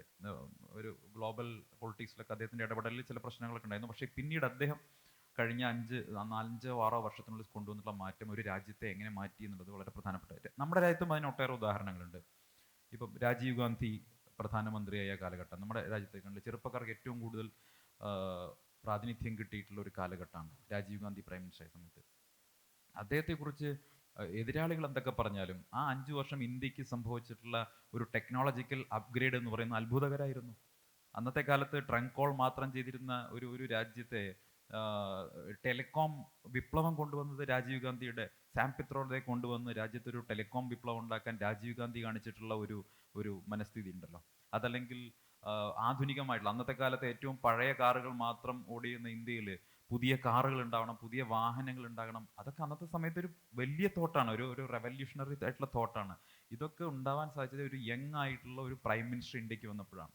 വലിയ മാറ്റം ഉണ്ടായി. അപ്പം രാജീവ് ഗാന്ധി സെറ്റ് ചെയ്തൊരു പാരാമീറ്ററിനെയാണ് പിന്നീട് വന്ന ആളുകൾ ഫോളോ ചെയ്തിട്ടുള്ളത്. അത് തീർച്ചയായിട്ടും ഒരു ചെറുപ്പക്കാരനായിട്ടുള്ള ആൾ വന്നുകൊണ്ട് തന്നെയാണ്. മറ്റൊന്ന്, ഇപ്പം രാഷ്ട്രീയത്തിൽ ഇപ്പം നേരത്തെ പറഞ്ഞാൽ 50 വയസ്സ് എന്ന് പറഞ്ഞാൽ ചെറുപ്പമാണ്. ഞാൻ ചോദിക്കട്ടെ, ലൈറ്ററിനോട് ചോദിക്കാം, നിങ്ങൾ ശ്രദ്ധിച്ചോ പ്രധാനപ്പെട്ട രാഷ്ട്രീയക്കാര് മരിക്കുന്ന പ്രായം എന്തായിരിക്കും അല്ലേ? സാധാരണ മനുഷ്യര്, ഞാൻ ശ്രദ്ധിച്ചിട്ടുള്ള കാര്യമാണ്, സാധാരണ മനുഷ്യരൊക്കെ 70-80 ആകുമ്പോൾ വീട്ടിൽ വല്ലാതിരിക്കും. പക്ഷെ രാഷ്ട്രീയക്കാരൊക്കെ ഇന്ത്യയിലെ പ്രധാന 100 വയസ്സാണ്, സെഞ്ചുറി അടിക്കുന്നവരാണ് അല്ലേ? എന്തുകൊണ്ടാ? കാരണം ഞാൻ പറയാം, ഞാൻ 74 വയസ്സുള്ള എൻ്റെ അപ്പൻ എന്നേക്കാൾ ചെറുപ്പമാണ് എപ്പോഴും. അതെ, ഷോണിനേക്കാൾ കൂടുതൽ കോൺട്രവേഴ്സി ഉണ്ടാക്കുന്ന അപ്പം തന്നെയാണ്. സാധാരണഗതി തിരിച്ചാണ് ഉണ്ട്. അപ്പം ഞാൻ പറയുന്നത് നോക്കൂ, ഇപ്പം കാരണം എന്ന് പറയുന്നത് ഞങ്ങൾ ചെയ്യുന്ന യാത്ര അത്രയാണ്. ഒരു ദിവസം മറ്റൊന്നിനെ കുറിച്ച് ചിന്തിക്കാൻ സമയമില്ല. ഈവൻ ഫാമിലിയെ കുറിച്ച് പോലും ചിന്തിക്കുന്നില്ല. രാവിലെ മുതൽ വൈകുന്നേരം വരെ. ഇന്നലെ മാത്രം ഞാൻ എത്ര കിലോമീറ്റർ ഓടിയിട്ടുണ്ട്, എത്ര പരിപാടികൾ പങ്കെടുത്തിട്ടുണ്ടെന്നുള്ള എനിക്കറിയാവുള്ളൂ. അപ്പോൾ ഒരു പ്രദേശത്ത് നിന്ന് അടുത്ത പ്രദേശത്തേക്ക് ഇങ്ങനെ പറക്കണം. ഇപ്പം ഇന്നലെ തമാശയ്ക്ക് വേണ്ടിയിട്ട് ഞാൻ എൻ്റെ ഒപ്പമുള്ള വേറെ ഒരു നേതാവ് എൻ്റെ കാർ കയറി പറഞ്ഞു, എൻ്റെ കാറിനേക്കാൾ വേഗതയുള്ള 2 കാര്യങ്ങൾ മാത്രമേ ഇന്ത്യയിൽ ഓടുന്നുള്ളൂ. ഒന്ന് വന്ദേ ഭാരതും, 2 ഇൻഡിഗോ ആണ്. അപ്പോൾ അതുപോലെ ഓടിയാൽ മാത്രമേ ഞങ്ങൾക്ക് അടുത്ത പരിപാടിക്ക് എത്താൻ സാധിക്കുള്ളൂ. അപ്പം അതുകൊണ്ട് ആരോഗ്യത്തെക്കുറിച്ചും ചിന്തിക്കുന്നില്ല. നമ്മുടെ ലൈഫ് അങ്ങനെയാണ്. അതുകൊണ്ട് രാഷ്ട്രീയക്കാരെ പ്രായം എനിക്ക് തോന്നുന്നു പലരും 90-100 ഒക്കെയാണ്. അപ്പം അതുകൊണ്ട് രാഷ്ട്രീയക്കാരുടെ ചെറുപ്പം എന്ന് പറഞ്ഞാൽ 50 വയസ്സ് വരെ ചെറുപ്പമാണെന്ന് വിശ്വസിക്കുന്നയാളാണ് ഞാൻ. നേരത്തെ യുവാക്കൾക്ക് സംവരണം വേണമെന്ന് പറഞ്ഞു, ഷോണിനോടാണ്, യുവാക്കൾക്ക് സംവരണം വേണമെന്ന് പറഞ്ഞു. അതുപോലെ ഈ ആളുകൾക്ക് ഈ പൊളിറ്റീഷ്യൻസിന് ഒരു റിട്ടയർമെന്റ് ഏജിനെ പറ്റിയുള്ള ഒരു ആലോചന വന്നാൽ എങ്ങനെയായിരിക്കും? അതിന് അല്ല, അതിനൊരു സാധ്യതയുണ്ടോ? കാരണം ഇപ്പോഴും ജനങ്ങളെ സേവിക്കണം എന്ന് പറഞ്ഞുകൊണ്ട് അധികാരത്തിൽ പലരും കടിച്ചു പോകും. കാരണം ജനങ്ങളെ സേവിക്കാൻ ഒരുപക്ഷെ അധികാരത്തിന്റെ അല്ലെങ്കിൽ ഇന്ന സ്ഥാനത്തിന്റെയോ ആവശ്യമില്ല. അപ്പൊ അങ്ങനെ ഒരു റിട്ടയർമെന്റ് ഏജ് ഒക്കെ പൊളിറ്റിക്സിൽ സാധ്യമാണോ? അതിന് സമ്മതിക്കുമോ നമ്മുടെ നേതാക്കൾ? പലരും ഇപ്പം ഞാൻ പറയട്ടെ, ജോസഫ് സാർ, ഉദാഹരണമായ ജോസഫ് സാർ ഇല്ലാത്ത കേരള കോൺഗ്രസ് നമുക്ക് അങ്ങനെ ചിന്തിക്കാൻ കഴിയില്ല. ഓരോ വ്യക്തികളുടെ വ്യക്തിപ്രഭാവം ഒരു വലിയ ഘടകം തന്നെയാണ്. ഇപ്പോൾ നരേന്ദ്രമോദി ഇല്ലാത്ത BJP കുറിച്ച് ചിന്തിക്കാൻ പറ്റും? നമുക്ക് ചിന്തിക്കാൻ പറ്റില്ല. നരേന്ദ്രമോദി ഇല്ലാത്ത ഇന്ത്യയെക്കുറിച്ച് ചിന്തിക്കാൻ പറ്റില്ല എന്നാണ് എൻ്റെ അഭിപ്രായം. അപ്പം ഞാൻ പറഞ്ഞത്, എല്ലാ വ്യക്തികൾക്കും അവരുടേതായ ഗുണവും ദോഷവും ഉണ്ടായി. പക്ഷേ അവരവരുടെ ആരോഗ്യ അവസ്ഥ, അവനവൻ്റെ ആരോഗ്യ അവസ്ഥ എന്നുള്ളത് മാത്രം അതിനകത്തൊരു ഘടകമാക്കിയാൽ മതി. ഞാൻ പറഞ്ഞത്, പക്ഷേ ഇവിടെ അപ്പുച്ചേട്ടൻ പറഞ്ഞൊരു കാര്യം, 20% റിസർവേഷൻ എന്ന് പറയുന്നത് യുവാക്കൾക്ക് വേണ്ടി മാറ്റി വെച്ചാൽ എല്ലാ 5 വർഷം കൂടുമ്പോഴും ഈ 20% കയറി വരുന്നാൽ ആഫ്റ്റർ 25 years 60 വയസ്സിൽ താഴെയുള്ള ഒരു 100% നമുക്ക് കിട്ടും. അത് ഒരു വലിയ ഫാക്ടറാണ്. ആവറേജ് വരുമ്പോൾ നമുക്കൊരു ബിലോ 50 എന്ന നിലയിലേക്ക് നമുക്ക് ആവറേജിനെ കൊണ്ടുവരാൻ പറ്റും. അതൊരു നല്ല നിർദ്ദേശമാണ്. പക്ഷേ ഇവിടെ ഒരാൾ കൈവക്കിയ ആളെ എനിക്ക് ഒന്ന് കണ്ടിട്ടേ ഞാൻ പോകുന്നുള്ളൂ. കാരണം കൈവക്കിയവരൊന്ന് എഴുന്നേറ്റിരിക്കാവോ? ഒരു നല്ല കയ്യടി കൊടുക്കും. കാരണം 2 പേര്, ഞാനത് അത്ഭുതത്തോടു കൂടി കാണുന്നത്. അപ്പുച്ചേട്ടൻ ചോദിക്കാത്തൊരു ചോദ്യം കൂടെ ഉണ്ട്. ഈ കൂടെ ഇരിക്കുന്നതിൽ വിദേശത്തേക്ക് ജോലിക്കോ വിദ്യാഭ്യാസത്തിനോ പോകുന്നില്ല എന്ന് തീരുമാനിച്ചിട്ടുള്ളവരെന്ന് കൈവക്കാവോ? ആ 2 പേരൊന്ന് എഴുന്നേറ്റിരിക്കണം. 2 പേര്, ആ 2 പേരൊന്ന് എഴുന്നേറ്റിരിക്കണം. 3 പേര്. അവർക്കൊരു ഹാറ്റ്സ് ഓഫ് പറയാതിരിക്കാൻ പറ്റില്ല. ഞാൻ ഒരുപക്ഷെ ഞാനിപ്പോൾ സംസാരിക്കുന്നത് ഈ കോളേജിന്റെ അല്ല പോളിസിക്ക് എതിരായിട്ടുണ്ടെങ്കിൽ ക്ഷമിക്കണം കേട്ടോ. വിദേശത്തേക്ക് റിക്രൂട്ട് ചെയ്യുന്ന കൂടുതൽ കാര്യങ്ങൾ ചെയ്യുന്ന ഒരു കമ്പനിക്ക് എതിരായിട്ടല്ല ഞാൻ പറയുന്നത്. ഇവർക്ക് പക്ഷെ ഒരു ഉള്ളൊരു വർഷം പ്രശ്നം, നിർബന്ധമായിട്ട് ഞാൻ ഇതിനകത്ത് ഞാൻ ഇവിടെ ചോദ്യത്തിൽ നിന്ന് വ്യതിചലിക്കുകയാണ്, ഈ ടോപ്പിലേക്ക് വന്നുകൊണ്ട് ഞാനൊന്ന് വ്യതിചലിക്കുകയാണ്. നിങ്ങളെ സംബന്ധിച്ചിടത്തോളം ഇപ്പോൾ ഇന്ത്യ നേരിടുന്ന, അല്ലെങ്കിൽ പ്രത്യേകിച്ച് കേരളം നേരിടുന്ന ഏറ്റവും വലിയ പ്രതിസന്ധി എന്ന് പറയുന്നത് ഈ ഇന്റലക്ച്വൽ ഡ്രെയിനാണ്. ഞാൻ കഴിഞ്ഞ ദിവസം എൻ്റെ ജില്ലാ പഞ്ചായത്ത് ഡിവിഷനിൽ 96 കുട്ടികൾ A+ നേടിയ 96 കുട്ടികൾ പങ്കെടുത്ത ഒരു പരിപാടി, ഞാനായിരുന്നു അവാർഡ് ദാനം. ഞാൻ അവരോട് ഇതേ ചോദ്യം ചോദിച്ചു. അപ്പം മാതാപിതാക്കൾ പുറകിരിപ്പുണ്ട്, അവരെല്ലാം എത്തി ഒലിഞ്ഞു നോക്കി എൻ്റെ കൊച്ചു കൈവെക്കുന്നുണ്ടോ എന്ന് അറിയാൻ വേണ്ടി. അതിനകത്ത് 4 പേര് കൈവക്കി. ഒരാൾ പറഞ്ഞു എൻ്റെ അപ്പൻ പ്രൊഫസറാണ്, എനിക്ക് പ്രൊഫസറാണ്. 2 പേര് പറഞ്ഞു എൻ്റെ അപ്പൻ, ഞങ്ങളുടെ മാതാപിതാക്കൾ ബാങ്ക് ജോലിക്കാരാണ്, ബാങ്ക് ജോലിക്ക് വേണ്ടി. ബാക്കി പിന്നെ ഒരാൾ പറഞ്ഞു ഞാൻ പോകുന്നില്ല ഏട്ടാ, ഞാൻ ഇവിടെ തന്നെ ഉള്ളതെന്ന് പറഞ്ഞു. പക്ഷേ ബാക്കി 92 കുട്ടികൾ പറക്കാൻ നിൽക്കുകയാണ്, +2 കഴിഞ്ഞ്. ഞാൻ നിങ്ങളോട് ഒന്നേ പറയുന്നുള്ളൂ, നിങ്ങൾക്ക് ഇവിടെ ഇരിക്കുന്ന എൻ്റെ മുമ്പിൽ ഇരിക്കുന്ന കുട്ടികളൊക്കെ എന്ന് പറയുന്നത് ഈ രാജ്യത്തിന്റെ ഏറ്റവും നല്ല തലച്ചോറാണ്. ഇന്ത്യ ഇന്ന് ലോകം ഉറ്റുനോക്കുന്നത്, ഇന്ത്യയുടെ യുവത്വത്തിലേക്കാണ് ഇന്ത്യയെ ലോകം ഉറ്റുനോക്കുന്നത്. ആ യുവത്വം വിദേശത്ത് പോയി സായിപ്പിന്റെ പാത്രം കഴുകാൻ പോകരുത്. ഞങ്ങളുടെ ആവശ്യം അതേ ഉള്ളൂ. നിങ്ങൾ പോകോ, വിദേശത്ത് പോകോ. അത് മൈഗ്രേഷൻ എന്ന് പറയുന്നത് ഒരു നോർമൽ സംഭവമാണ്, സംഭവിക്കും. നമ്മൾ എത്ര തടഞ്ഞാലും ഈ മൈഗ്രേഷൻ സംഭവിച്ചുകൊണ്ടേയിരിക്കും.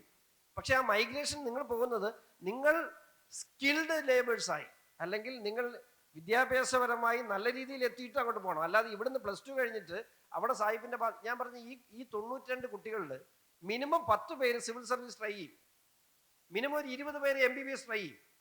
അത് പിന്നെ ഉള്ളവർ മാനേജ്മെന്റ് സൈഡിൽ നിൽക്കും, അല്ലെങ്കിൽ സർക്കാർ ജോലിക്ക് ട്രൈ ചെയ്യും. അപ്പം നമ്മുടെ ഇടയിലെ മികച്ച തലച്ചോറുകൾ എന്ന് നമുക്ക് തന്നെ പറയാൻ പറ്റുന്ന A+ നേടിക്കുന്നതാണ് ബുദ്ധിയുടെ അടിസ്ഥാനം എന്ന് ഞാൻ പറയില്ല. കാരണം ജീവിതത്തിൽ ഇന്ന് വരെ എനിക്ക് A+ ഒന്നും കിട്ടിയിട്ടില്ല. സന്ദീപ് കിട്ടിയിട്ടുണ്ടോ ചേട്ടനോ? അന്ന് അത് A+ ചേട്ടൻ പറയത്തില്ല. അപ്പം അതുകൊണ്ട് ബുദ്ധിയുടെ അടിസ്ഥാനം A+ ആണെന്ന് ഞാൻ ഒരിക്കലും സമ്മതിക്കില്ല. പക്ഷേ പെട്ടെന്ന് നമുക്ക് നോക്കിയാൽ എല്ലാ വിഷയത്തിനും A+ ഇട്ട കുട്ടികളെ നമുക്ക് നല്ല തലച്ചോറുകൾ എന്ന് പറയാം. ഈ കുട്ടികളാണ് വിദേശത്ത് പോയി പെട്രോൾ പമ്പിൽ പെട്രോൾ അടിക്കാനും സായിപ്പിന്റെ, ആ വാക്ക് ഉപയോഗിക്കാൻ തെറ്റാണെങ്കിൽ ക്ഷമിക്കണം, സായിപ്പിന്റെ എച്ചിൽ വെറുക്കാനും നിൽക്കുന്നത്. നിങ്ങൾ ഇവിടെ നിന്ന് വിദ്യാഭ്യാസപരമായി നിങ്ങൾ സ്വയം ശക്തരായതിനു ശേഷം നിങ്ങൾ ലോകത്ത് എവിടെ വേണേലും പോകും. ഈ രാജ്യത്തിന് നഷ്ടപ്പെടുന്നത്, ഈ രാജ്യത്തിന്റെ നല്ല തലച്ചോറുകളെ നമുക്ക് നഷ്ടപ്പെടാൻ കഴിയില്ല. നിങ്ങൾ വിദേശത്തേക്ക് പോകുന്നതിന് നമ്മൾ എതിരില്ല. പക്ഷേ നിങ്ങൾ പോകുന്നത് ഈ പർപ്പസാണ്. പിന്നെ യുവാക്കൾ പൊളിറ്റിക്സിലേക്ക് വരുന്നതിനെ സംബന്ധിച്ച് അതിന് നിങ്ങളൊരു വലിയ കാരണക്കാരാണ്. നിങ്ങൾ ഈ ചാനലിൽ വൈകുന്നേരം ഇരുന്ന് തള്ളുന്ന നെഗറ്റീവ് കാരണമാണ് പകുതി പിള്ളേർക്ക് പൊളിറ്റിക്സിനോട് താല്പര്യമില്ലാത്തത്. ഒരു ദിവസം സന്ദീപിനെ മോശമാക്കും, ഒരു ദിവസം എന്നെ മോശമാക്കും, ഒരു ദിവസം അപ്പുചേട്ടനെ മോശമാക്കും. ഇപ്പൊ നിങ്ങളുടെ കാഴ്ചപ്പാട് ഞങ്ങളെല്ലാം മോശക്കാരാണ്. ശരിക്കും പറഞ്ഞ് ഇതിനകത്ത് ഈ പൊളിറ്റീഷ്യൻസിൽ 10% ആളുകളെ മോശക്കാരുള്ളൂ. ബാക്കി 90% അവനവന്റെ പോക്കറ്റിൽ നിന്ന് കാശും കളഞ്ഞ് ജീവിതവും കളഞ്ഞ്, സത്യം പറഞ്ഞാൽ എൻ്റെ പെമ്പർമൂത്തിയൊക്കെ ഇട്ടിട്ട് പോകാത്ത ദീപാനുഗ്രഹം കൊണ്ടാണ്. സത്യം, ഞാൻ ചുമ്മാ പറയുന്നല്ല. ഞാൻ ഇന്ന് വീട്ടിൽ നിന്ന് ഇറങ്ങിയിട്ട് 7ാം ദിവസം. അപ്പൊ അവള് വീട്ടിൽ, ഞാൻ അവളെ കിടന്ന് എന്താന്ന് എനിക്ക് തന്നെ അറിയില്ല. അപ്പൊ ഇതാണ് ഓരോ സാഹചര്യം. ഇപ്പൊ സന്ദീപ്ജി പറഞ്ഞു ഇനി ഇവിടുന്ന് എങ്ങോട്ടാണ്. ഞങ്ങളൊക്കെ വ്യത്യസ്ത രാഷ്ട്രീയ നിലപാടുള്ളവരാണ്. പക്ഷെ എങ്കിലും ഞങ്ങളുടെയൊക്കെ ഒരു എഫേർട്ട് എന്താണെന്ന് നിങ്ങൾ അറിയുന്നില്ല. ഞങ്ങൾ ഈ TV ചാനലിൽ വന്ന് ചിരിച്ചോണ്ടിരിക്കുന്ന അറിയത്തുള്ളൂ. ഞങ്ങളുടെയൊക്കെ വീട്ടിലെ അവസ്ഥ നിങ്ങൾക്ക് അറിയത്തില്ലല്ലോ. ഇത് വളരെ പ്രശ്നമാണ് ഞാൻ പറഞ്ഞത്. പക്ഷെ ഇതിനകത്ത് മറ്റൊരു സൈഡും കൂടെ ഉണ്ട്. ഞങ്ങളൊക്കെ രാഷ്ട്രീയം കൊണ്ട് ജീവിക്കുന്നവരല്ല. അപ്പൊ ചേട്ടൻ നല്ലൊരു കൃഷിക്കാരനാണ്, ഞാനും അത്യാവശ്യം നല്ലൊരു കൃഷിക്കാരനാണ്. അദ്ദേഹത്തിന്റെ ബിസിനസ്സുണ്ട്. ഞാൻ പറഞ്ഞത് പൊളിറ്റിക്സ് വിറ്റ് ജീവിക്കുന്നവരില്ല എന്നൊന്നും ഞാൻ പറയുന്നത്. ഇതുകൊണ്ട് ഇത് ഉപജീവനമായി കരുതുന്ന ആളുകൾ ധാരാളമുണ്ട്. പക്ഷേ ഈ സമൂഹം ഈ രാജ്യത്തിന് വേണ്ടി കുറെ ആൾ, ഞങ്ങളെല്ലാം ദേശസ്നേഹം കൊണ്ട് ഈ രാജ്യത്ത് 24 മണിക്കൂർ സേവിക്കുന്നുണ്ട്. ഞാൻ മഹാത്മാഗാന്ധിയാകാൻ ഞാൻ ശ്രമിക്കുന്നില്ല. പക്ഷേ ഞങ്ങളുടെയൊക്കെ ഉള്ളിലൊരു ഫയറുണ്ട്. അവനവന്റെ രാഷ്ട്രീയ പാർട്ടിയിൽ ഞങ്ങൾ വിശ്വസിക്കുന്നു, ഞങ്ങൾ അവനവൻ്റെ. പക്ഷേ ആത്യന്തികമായി ഞങ്ങൾക്ക് ഈ രാജ്യം എന്നുള്ള വികാരമുള്ളത് കൊണ്ട് തന്നെയാണ് നമ്മളൊക്കെ ഇങ്ങനെ മെനക്കെട്ട് നടക്കുന്നത്. നാളെ എവിടെയെങ്കിലും എത്തുമോ? നമുക്കൊരു ഉറപ്പില്ല നാളെ എവിടെയെങ്കിലും എത്തും. എനിക്കൊരു ഉറപ്പില്ല എവിടെയെങ്കിലും എത്താൻ കഴിയുമെന്ന് നമുക്കൊരു വിശ്വാസമില്ല. പക്ഷെ അങ്ങനെ കുറച്ച് ആളുകൾ ഉള്ളത് കൊണ്ടാണ് നമ്മൾ ഇന്ന് ഈ കാണുന്നത്. നമ്മുടെ മുമ്പ് അങ്ങനെ ചിന്തിച്ചിരുന്ന ഒരു വലിയ സമൂഹം, നമ്മുടെ കുറെ നേതാക്കന്മാരുള്ളത് കൊണ്ടാണ് നമ്മൾ ഇന്നീ കാണുന്ന നിലയിൽ നമ്മുടെ രാജ്യം എത്തി എന്നുള്ള കാര്യത്തിൽ യാതൊരു സംശയമില്ല. അതുകൊണ്ട് തന്നെ ഇനിയൊരു തലമുറയും ഈ രാജ്യമെന്ന് ചിന്തിക്കുന്ന ഒരു തലമുറ ഇവിടെ വളർന്നു വന്നില്ലെങ്കിൽ, അല്ലെങ്കിൽ സാമൂഹിക പ്രതിബദ്ധത എന്ന് പറയുന്നത് ഫേസ്ബുക്കിലെയും വാട്സപ്പിലെയും ലൈക്ക് ബട്ടൺ കൊണ്ട് അവസാനിച്ചാൽ ഈ രാജ്യത്ത് ഈ രാജ്യത്തെ മുമ്പോട്ട് നയിക്കാൻ അടുത്ത ഒരു തലമുറ ഇല്ലാതായി പോകും എന്നുള്ളൊരു പ്രതിസന്ധി ഞാൻ പരാതിയായി നിങ്ങളുടെ മുമ്പിൽ വെക്കുന്നത് ഞങ്ങളുടെ കുറ്റമല്ല, നിങ്ങളുടെ കൂടെ കുറ്റമാണ്. കഴിവുള്ള ചെറുപ്പക്കാർ കടന്നു വന്നാൽ എല്ലാ രാഷ്ട്രീയ പാർട്ടിയിലും അവർക്ക് സ്പേസ് ഉണ്ട് എന്നുള്ള കാര്യത്തിൽ ഒരു സംശയമില്ല. നേരത്തെ മൈഗ്രേഷനെ പറ്റി സംസാരിച്ചപ്പം ശ്രീ സന്ദീപ് വാര്യർ, ഇപ്പം പണ്ട് നമ്മുടെ കുട്ടികൾ അല്ലെങ്കിൽ നമ്മുടെ ഇവിടെ നിന്ന് ആളുകൾ വിദേശത്തേക്ക് പോയിരുന്നു ജോലിക്കായിരുന്നു. ജോലിക്ക് പോകുന്നു, അവർ തിരിച്ചു വരുന്നു. കുടുംബത്തിൽ നിന്ന് ഒരാൾ ജോലിക്ക് വേണ്ടി പോകുന്നു. പക്ഷെ ഇന്ന് അങ്ങനെയല്ല. നമ്മുടെ കുട്ടികൾ +2 കഴിയുമ്പോഴേക്കും അവർക്ക് താല്പര്യമില്ലാത്ത കോഴ്സാണെങ്കിലും കൂടി വിദേശത്തേക്ക് പോകാം. ഇപ്പം ഈ യുക്രൈൻ യുദ്ധം ഉണ്ടായപ്പോൾ എന്നെ അതിശയിപ്പിച്ചൊരു കാര്യമുണ്ട്. ഇപ്പം ഏറ്റവും മോശം റാങ്കിങ് ഉള്ള യൂണിവേഴ്സിറ്റി ഒക്കെ ആയിരിക്കും ബെലാറസിലൊക്കെ ഉണ്ടാവുന്ന മെഡിക്കൽ യൂണിവേഴ്സിറ്റി.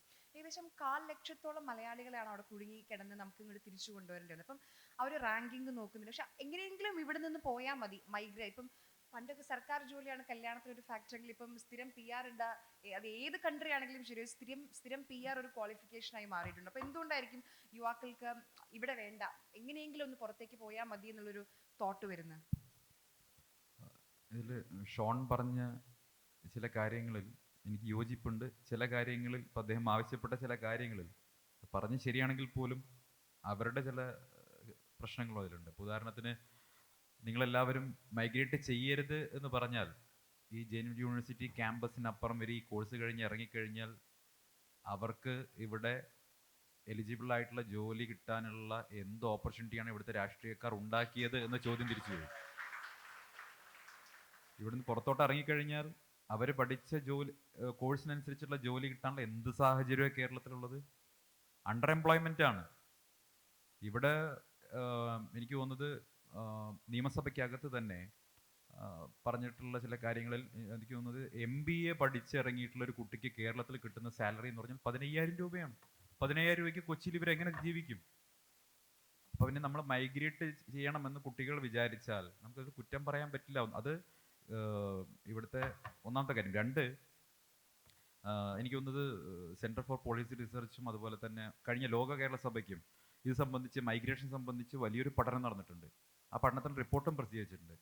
അതിൽ പറയുന്ന കാര്യങ്ങൾ എന്ന് പറഞ്ഞാൽ വളരെ അപകടകരമായ രീതിയിലേക്കാണ് കേരളത്തിലെ മൈഗ്രേഷൻ പോകുന്നത് എന്നുള്ളതാണ്. അതായത് ഒരു 5-6 വർഷം മുമ്പ് വിദ്യാഭ്യാസത്തിന് വേണ്ടി 20,000 പേരോ 25,000 പേരോ വർഷം പോയെങ്കിൽ ഇന്നത് എനിക്ക് തോന്നുന്നു 1,00,000-ലധികം പേര് പോകുന്ന സാഹചര്യത്തിലേക്ക് വന്നിട്ടുണ്ട് കേരളത്തിൽ. നേരത്തെ ജോലിക്ക് വേണ്ടിയാണ് പോയിരുന്നെങ്കിൽ ഇപ്പോൾ വിദ്യാഭ്യാസത്തിന് വേണ്ടി പോകുന്നുള്ളതാണ്. വിദ്യാഭ്യാസത്തിന് വേണ്ടി പോകുന്ന ഒരാളും പിന്നീട് തിരിച്ച് കേരളത്തിലേക്ക് വരുന്നില്ല. 2, യൂറോപ്പിലേക്കും അമേരിക്കയിലൊക്കെ പോകുന്ന ആളുകൾ കേരളത്തിൽ അങ്ങനെ റെമിറ്റൻസ് അയക്കുന്നുമില്ല. ഇപ്പോൾ GCC കൺട്രീസിൽ പോകുന്ന ആളുകൾ പരമാവധി പണം തിരിച്ച് നാട്ടിലേക്ക് അയക്കും. പക്ഷേ മറ്റ് സ്ഥലങ്ങളിൽ പോകുന്ന ആളുകൾ അവിടെ തന്നെ സ്പെൻഡ് ചെയ്യണം, മാക്സിമം അവിടെ സ്പെൻഡ് ചെയ്യും. അപ്പോൾ അവരുടെ സ്പെൻഡിങ്ങും ഇവിടെ ഉണ്ടാകുന്നില്ല. അതായത് കേരളത്തിൻ്റെ എക്കണോമിക്ക് ഒരു തരത്തിലുള്ള പ്രയോജനവും ഉണ്ടാകുന്നില്ല എന്നുള്ള പ്രശ്നം കൂടിയുണ്ട്. അപ്പം ഞാൻ പറഞ്ഞു വരുന്നത്, മൈഗ്രേഷൻ അവസാനിപ്പിക്കാനുള്ള ഏറ്റവും നല്ല വഴി എന്താ? ഇവിടുത്തെ രാഷ്ട്രീയക്കാരെന്ന് വിചാരിക്കണം. ഒന്ന്, ഇവിടെ എംപ്ലോയ്മെൻറ്റ് ഓപ്പർച്യൂണിറ്റി ഉണ്ടാവണം. അതുണ്ടായാൽ മാത്രം പോരാ, നല്ല സാലറി കിട്ടണം. അത് കിട്ടിയാൽ പോരാ, കേരളത്തിൽ ലിവിങ് സ്റ്റാൻഡേർഡ് നന്നായിരിക്കണം. കഴിഞ്ഞ ന്യൂ ഇയറിന് ഞാൻ ചോദിക്കട്ടെ, ഞാൻ കഴിഞ്ഞ ന്യൂ ഇയറിന് ദുബായിലായിരുന്നു. പുലർച്ചെ 4-5 മണി വരെ അവിടെ ആഘോഷമാണ്.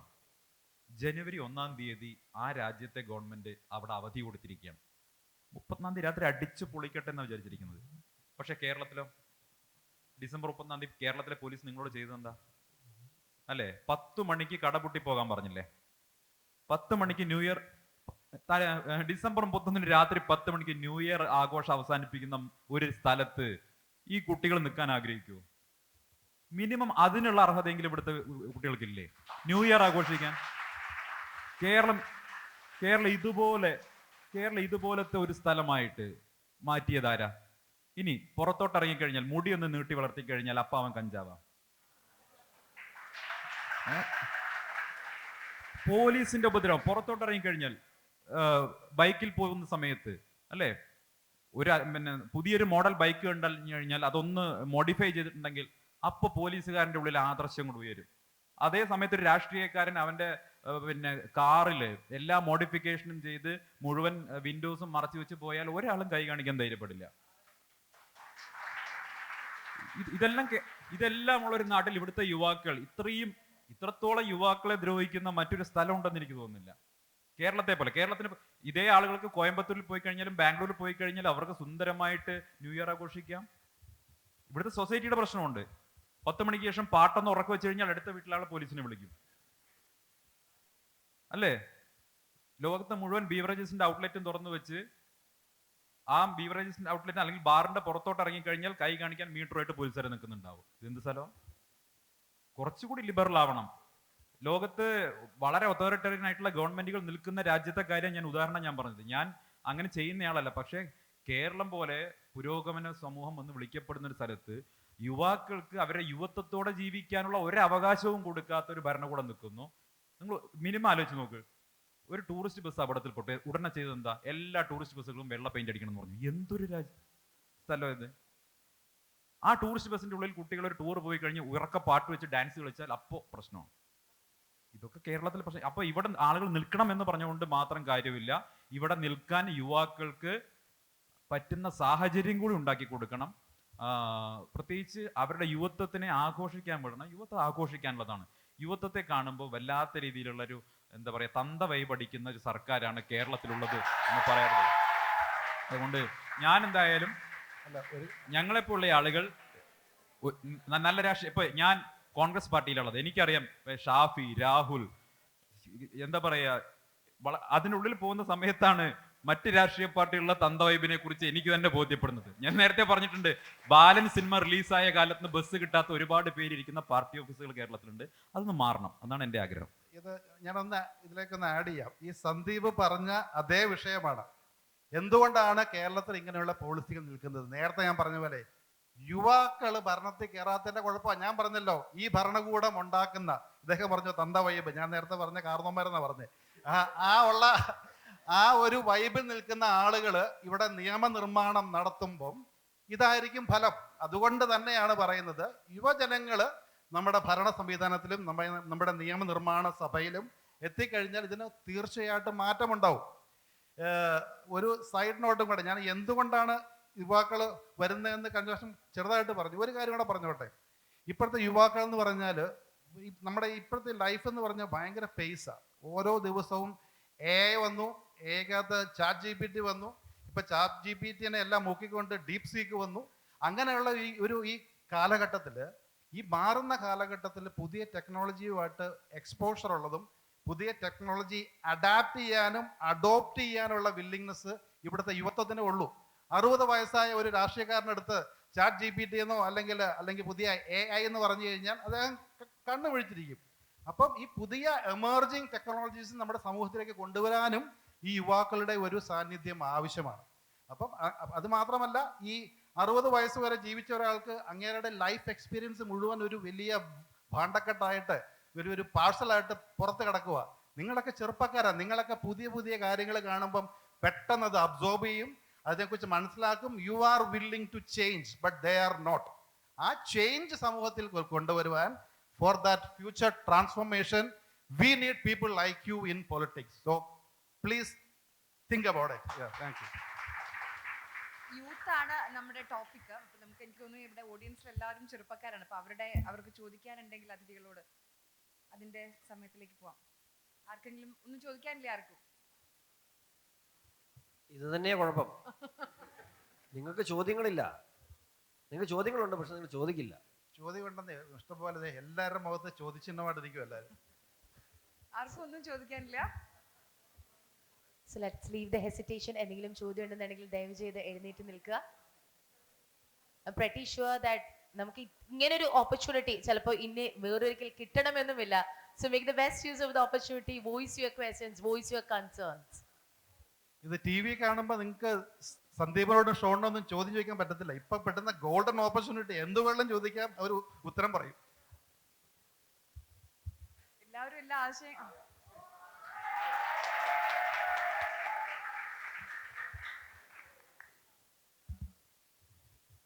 ഹലോ, സന്ദീപ് സാറിനോടാണ്. കലാലയങ്ങളിൽ രാഷ്ട്രീയം നല്ലതാണോ അല്ലയോ?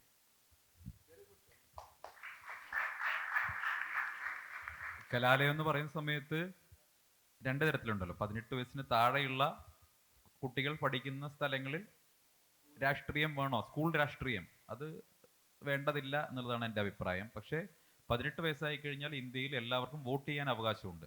സ്വാഭാവികമായിട്ടും വോട്ട് ചെയ്യാൻ അവകാശമുള്ളവർക്ക് എല്ലാ സ്ഥലങ്ങളിലും രാഷ്ട്രീയ പ്രവർത്തനം നടത്താനും അവകാശമുണ്ട് ഈ രാജ്യത്ത്. അപ്പോൾ കോളേജുകളിൽ മാത്രമായിട്ട് അത് നിഷേധിക്കേണ്ട കാര്യമില്ല. പക്ഷേ കേരളത്തിലെ ഈ കോളേജ് ക്യാമ്പസ് രാഷ്ട്രീയം അത്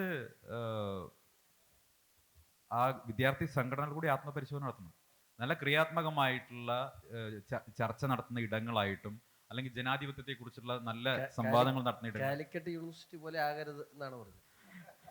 കേരളത്തില് ഇപ്പം കഴിഞ്ഞ ദിവസം കണ്ടല്ലോ, അതുപോലെയുള്ള അക്രമോത്സുകമായിട്ടുള്ള രീതിയിലേക്ക് ഇപ്പം എത്ര എന്താ പറയാ മനോഹരമായിട്ടുള്ള ഒരു സർഗവേദിയായിരുന്നു. അവിടെയാണ് വലിയ തോതിലുള്ള പ്രശ്നങ്ങൾ ഉണ്ടായത്. നമുക്ക് അതിലൊക്കെ വിഷമമുണ്ട്. അപ്പം അത്തരത്തിലുള്ള അക്രമ സംഭവങ്ങളിലേക്ക് പോകാത്ത രീതിയിൽ ഇപ്പോൾ കേരളത്തിലെ കലാലയ രാഷ്ട്രീയം നല്ലതാണെന്ന് വെച്ച സമയത്താണ് കേരളത്തിലെ ഈ നമ്മുടെ ആർട്സ് ആൻഡ് സയൻസ് കോളേജുകളിലെ സീറ്റുകൾ വേക്കൻ്റ് ആയി കിടക്കുന്നതുകൂടി നിങ്ങൾ ആലോചിക്കണം. ഈ കുട്ടികൾ നേരത്തെ മൈഗ്രേറ്റ് ചെയ്യുന്നതിനുമായി ബന്ധപ്പെട്ട് നോക്കിയാൽ മതി. പണ്ടൊക്കെ കേരളത്തിലെ പ്രധാനപ്പെട്ട കോളേജുകളിൽ അഡ്മിഷൻ കിട്ടാൻ രാഷ്ട്രീയക്കാരുടെ അല്ല MLA-മാരുടെ MP-മാരുടെ ഒക്കെ ഒരു റെക്കമെൻഡേഷൻ ലെറ്ററിന് വേണ്ടി മാതാപിതാക്കൾ ഓടി നടന്നിരുന്ന കാലഘട്ടം ഉണ്ടായിരുന്നു. ഇന്നിപ്പോൾ പ്രധാനപ്പെട്ട കോളേജുകളിൽ മഹാരാജാസ് ആണെങ്കിലും കേരളവർമ്മയാണെങ്കിലും അതല്ലെങ്കിൽ വിക്ടോറിയ ആണെങ്കിലും പ്രധാനപ്പെട്ട കോളേജുകളിലൊക്കെ മനോരമയുടെ റിപ്പോർട്ട് വെച്ചിരുന്നു 60% സീറ്റുകൾ വേക്കൻ്റ് ആണുള്ളത്. അത് എന്തുകൊണ്ടാണ്? ഇപ്പോൾ വയനാട്ടിൽ പൂക്കോട് ഉണ്ടായതുപോലെയുള്ള സംഭവങ്ങളൊക്കെ നമുക്ക് എങ്ങനെ അംഗീകരിക്കാൻ സാധിക്കുന്നത്? അപ്പോൾ ആ രീതിയിലേക്ക് രാഷ്ട്രീയത്തെ കൊണ്ടുപോകരുത്. കലാലയ രാഷ്ട്രീയത്തെ കുറച്ചുകൂടി സർഗാത്മകമായി മാറ്റാൻ വിദ്യാർത്ഥി സംഘടനകൾക്കും വിദ്യാർത്ഥികൾക്കും സാധിക്കണം. നല്ല ചർച്ചകൾ നടക്കട്ടെ, നല്ല കലാപ്രകടനങ്ങൾ നടക്കട്ടെ, സർഗപരമായിട്ടുള്ള കഴിവുകൾ പ്രോത്സാഹിപ്പിക്കട്ടെ, രാഷ്ട്രീയത്തെക്കുറിച്ചുള്ള നല്ല ധാരണ വരട്ടെ, ജനാധിപത്യത്തെക്കുറിച്ചുള്ള സംവാദങ്ങൾ വരട്ടെ. ഇപ്പം എൻ്റെ മകൻ 8ാം ക്ലാസ്സിലാണ് പഠിക്കുന്നത്. അയാൾക്ക് ഈ ഇപ്പോഴത്തെ രാഷ്ട്രീയത്തെക്കുറിച്ചോ അല്ലെങ്കിൽ നമ്മുടെ പൊളിറ്റിക്കൽ അതിനെക്കുറിച്ചൊന്നുമല്ല, പക്ഷേ രാഷ്ട്രീയമായിട്ട് ഗ്രാഹ്യമുണ്ട്. ലോകത്തെല്ലായിടത്തും നടക്കുന്ന സംഭവങ്ങളെക്കുറിച്ച് ധാരണയുണ്ടാവുക, അതിനെക്കുറിച്ച് അഭിപ്രായം ഉണ്ടാവുക എന്നുള്ളതായിരിക്കണമല്ലോ രാഷ്ട്രീയം. അത്തരത്തിലുള്ള രാഷ്ട്രീയം എല്ലാവരുടെ മനസ്സിലുണ്ട്. എനിക്ക് തോന്നുന്നു ആ രീതിയിലേക്ക് രാഷ്ട്രീയ പ്രവർത്തനത്തെ കലാലയത്തിനകത്തും മാറ്റാൻ സാധിക്കണം. തെരഞ്ഞെടുപ്പ് അടുക്കുന്ന സമയത്തൊക്കെ അത്യാവശ്യം കാര്യങ്ങളൊക്കെ ആവാം. അതല്ലാത്ത സമയത്ത് ഒരു സുഹൃത്തുക്കളായി മുന്നോട്ട് പോകാൻ എല്ലാവർക്കും കഴിയട്ടെ എന്നാണ് ഞാൻ ആഗ്രഹിക്കുന്നത്. ചോദിക്കാനുണ്ടോ? നമുക്കൊരു അവസാന ചോദ്യത്തിനും കൂടെയുള്ള സമയമുണ്ട്. Please ask.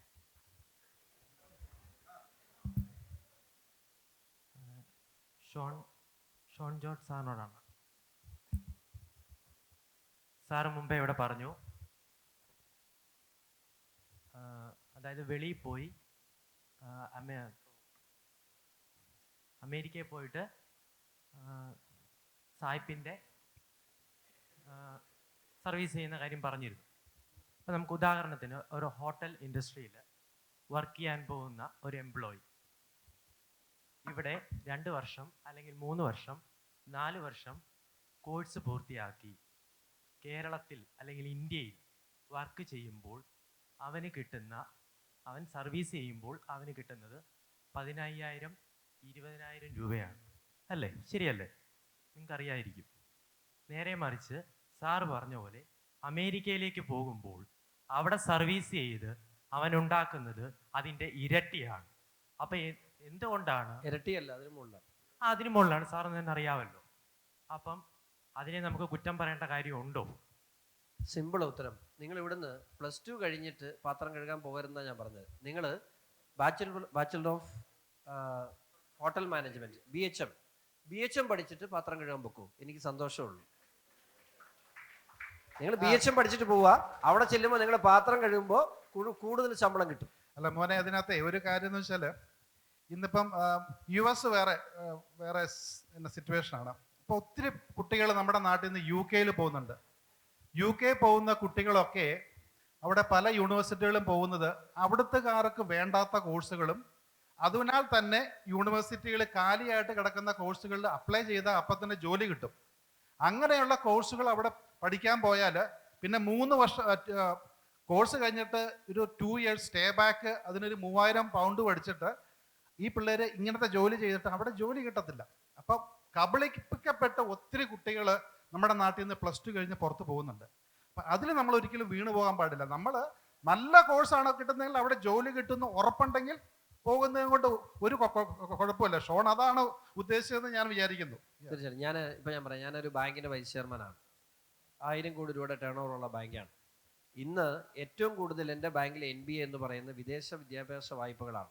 UK കാനഡയിലേക്കും മൈഗ്രേറ്റ് ചെയ്ത കുട്ടികൾ അവിടെ ചെന്നിട്ട് സ്റ്റേ ബാക്ക് കിട്ടിയാൽ പോലും അവർക്ക് ഈ പണം തിരിച്ചടയ്ക്കാൻ മേലാതെ വരുന്നു. ഈ കുട്ടികൾ തിരിച്ചും വരത്തില്ല, അവിടെ വിട്ട് മര്യാദയ്ക്ക് ജോലി കിട്ടുന്നില്ല. എൻ്റെ അനുഭവത്തിന് വെളിച്ചത്തിലാണ് പറഞ്ഞത്. നിങ്ങൾ എക്യുപ്ഡ് ആയിട്ട് അല്ലെങ്കിൽ നിങ്ങൾ നല്ല കോഴ്സുകൾ ചെയ്ത് ഡിഗ്രി ബേസ് ചെയ്ത് നിങ്ങളുടെ പ്രൊഫഷണൽ ആയിട്ടുള്ള ജോലികൾക്കായി നിങ്ങൾ പോയാൽ നിങ്ങൾ ആരും തടയില്ല. അത് ആവശ്യമാണ്. നിങ്ങളിപ്പോൾ പറഞ്ഞ പോലെ സന്ദീപ് ജി പറഞ്ഞല്ലോ, സന്ദീപ് ജി കോൺഗ്രസിൽ വന്നപ്പോൾ കുറച്ചുകൂടി ഒന്ന് മോഡേൺ ആയിട്ടുണ്ട്. കാരണം ഈ തന്ത വൈബൊക്കെ അവിടെ നിന്ന് വന്നതാണ്. ഞാനൊരു കുറച്ച് യാഥാസ്ഥിക ചിന്താഗതിയുള്ള ഒരു ഞാൻ മനുഷ്യനാണ്. നേരത്തെ മോഡേൺ ആയിരുന്നു, പക്ഷേ ഫാക്ടറികളിൽ ബാക്കിയുള്ള ആളുകൾ മോഡേൺ ആവാത്ത എന്റെ കുഴപ്പമല്ല. അപ്പോൾ ഈ തന്ത വൈബൊക്കെ അവിടെ നിന്ന് വന്നതെന്ന് എനിക്ക് തോന്നുന്നു. എന്താണെങ്കിലും ഞാൻ കുറച്ച് വ്യത്യസ്ത അഭിപ്രായമുള്ള ഒരു വ്യക്തിയാണ് ആ കാര്യങ്ങളിലൊക്കെ. നമുക്ക് തീർച്ചയായിട്ടും ഞാൻ സൂചിപ്പിക്കേണ്ട നമ്മുടെ നാടിൻ്റെ നമുക്ക് ഇപ്പോൾ കൃത്യമായി ഞാനൊരു ഏജൻസിയുടെ വിദേശ വിദ്യാഭ്യാസ ഒരു ഏജൻസിയുടെ പരസ്യം ഞാൻ കൃത്യമായി ശ്രദ്ധിക്കുന്നുണ്ട്. ഞാനത് ചിന്തിച്ചു. ആ പരസ്യ കമ്പനിയുടെ ഏജൻസിയുടെ ഹോർഡിങ്സിലെല്ലാം പെൺകുട്ടികളുടെ പരസ്യമാണ്. പെൺകുട്ടികളാണ് കൂടുതൽ ആ ഹോർഡിങ്സ് എല്ലാം. ആ കുട്ടികളുടെ ഡ്രസ്സിങ് പോലും ഒരു വിദേശത്തേക്ക് പോകുമ്പോൾ അവൾക്ക് ലഭിക്കുന്ന സ്വാതന്ത്ര്യത്തെ സൂചിപ്പിക്കുന്ന ഡ്രസ്സിങ്സ് പോലും അതിനകത്ത് കണ്ട്. ഈവൻ അത് മാർക്കറ്റ് ചെയ്യപ്പെടുന്നുണ്ട്. എന്താണ് സന്ദീപ് ജി പറഞ്ഞ പോലെ ആ തന്ത വൈബിൽ നിന്നും രക്ഷപ്പെട്ട് ഓടാൻ വേണ്ടി നിൽക്കുന്ന കുട്ടികൾക്കുള്ളൊരു പ്രചോദനം അവിടെ കാണുന്നുണ്ട്. പക്ഷെ നമുക്ക് നമ്മുടെ ഒരു സംസ്കാരമുണ്ട്. നമ്മുടെ ഏത് വിദേശ രാജ്യത്തോട്ടും പോകട്ടെ, നമ്മളായിരിക്കണം. ആ കാര്യത്തിലൊന്നും ഈ ഞാനൊരു കാര്യം പറയാം, തന്ത എത്രയാണെങ്കിലും തന്തയല്ലേ. തന്ത വൈബ് തന്തയല്ലേ. തന്തയ്ക്ക് ആ സ്ഥാനം തന്തയ്ക്ക് കൊടുക്കണമെന്ന് തന്നെയുള്ള അഭിപ്രായക്കാരാണ് ഞാൻ. അല്ലാതെ ഞാനൊരു കാര്യം പറയട്ടെ, ഈ നാട്ടില് തലമുടി നീട്ടി വളർത്തിയ ചെറുപ്പക്കാരെ കാണുമ്പോൾ പറഞ്ഞു തലമുടി നീട്ടി വളർത്തിയ തെറ്റാണ്. ഈ ചെറുപ്പക്കാരൻ തലമുടി നീട്ടിയിരിക്കുന്നു. എനിക്ക് അദ്ദേഹത്തെ കണ്ടിട്ട് എനിക്കൊരു കുഴപ്പവും തോന്നില്ല. കുഴപ്പം വല്ല ഉണ്ടോ? ഇല്ല. പക്ഷേ ഇപ്പൊ 4 ചെറുപ്പക്കാർ നിൽക്കുന്നത്. എൻ്റെ വ്യക്തിപരമായ അഭിപ്രായം പറയട്ടെ, എനിക്കൊരു കുഴപ്പം തോന്നിയിട്ടുണ്ട്. അല്ല ശരി, ആ സന്ദീപ് ജി പറഞ്ഞതിനകത്ത് ഒരു യാഥാർത്ഥ്യം, ഈ തലമുടി നീട്ടി വളർത്തി ഈ ചെറുപ്പക്കാരെ കാണുമ്പോൾ ഈ പോലീസുകാർക്ക് ഇതെല്ലാം കഞ്ചാവാന്നാണ് ചിന്തിക്കുന്നത്.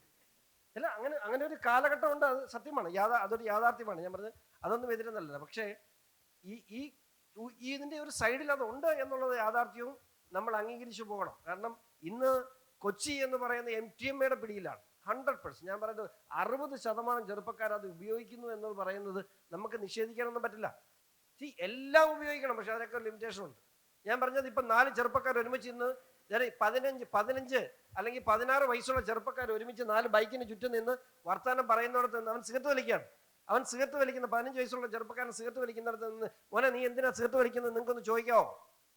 അവൻ തിരിച്ചു പറയുന്നത് എന്തായിരിക്കും നമുക്ക് എക്സ്പെക്ട് ചെയ്യാൻ പറ്റില്ല. പക്ഷെ 20 വർഷം മുമ്പ് സന്ദീപ് ജി ഒരു കാരണവന്മാർ കയറി വരുന്നു. ഒരു 40 വയസ്സുള്ള ഒരു ചേട്ടൻ വരെ ഞാൻ 12 വയസ്സിൽ സിഗരറ്റ് വലിക്കുകയാണ്. സത്യം ഒളിച്ചും പാത്രം സത്യം. ഞാൻ 12 വയസ്സിൽ ഞാൻ സിഗരറ്റ് വലിച്ചിട്ടുണ്ട്. പമ്മി ഒളിച്ച് നമ്മുടെ ഒരു ഞങ്ങളുടെ അവിടെ ഒരു കുളമുണ്ട്. ആ കുളത്തിൻ്റെ അവിടെ പോയി ചുമ്മാ ഒളിച്ചു. നിനക്ക് വീട്ടുകാരുടെ ഉള്ളിൽ നിന്ന് നമ്മുടെ സമരമാണല്ലോ, ഉള്ളിൽ ആ സമരം നിൽക്കുന്നുണ്ട്, അത് കളിപ്പിച്ച് പോകണം. പക്ഷേ ഇപ്പോഴും എന്നേക്കാൾ 5 വയസ്സ് കൂടുതലുള്ള ഒരാൾ അങ്ങോട്ടേക്ക് കടന്നു വന്നാൽ അത് മറച്ചു പിടിക്കാൻ ഞാൻ ശ്രദ്ധിക്കാറുണ്ട്. എനിക്ക് പരിചയം ഉണ്ടെങ്കിലും ഇല്ലെങ്കിലും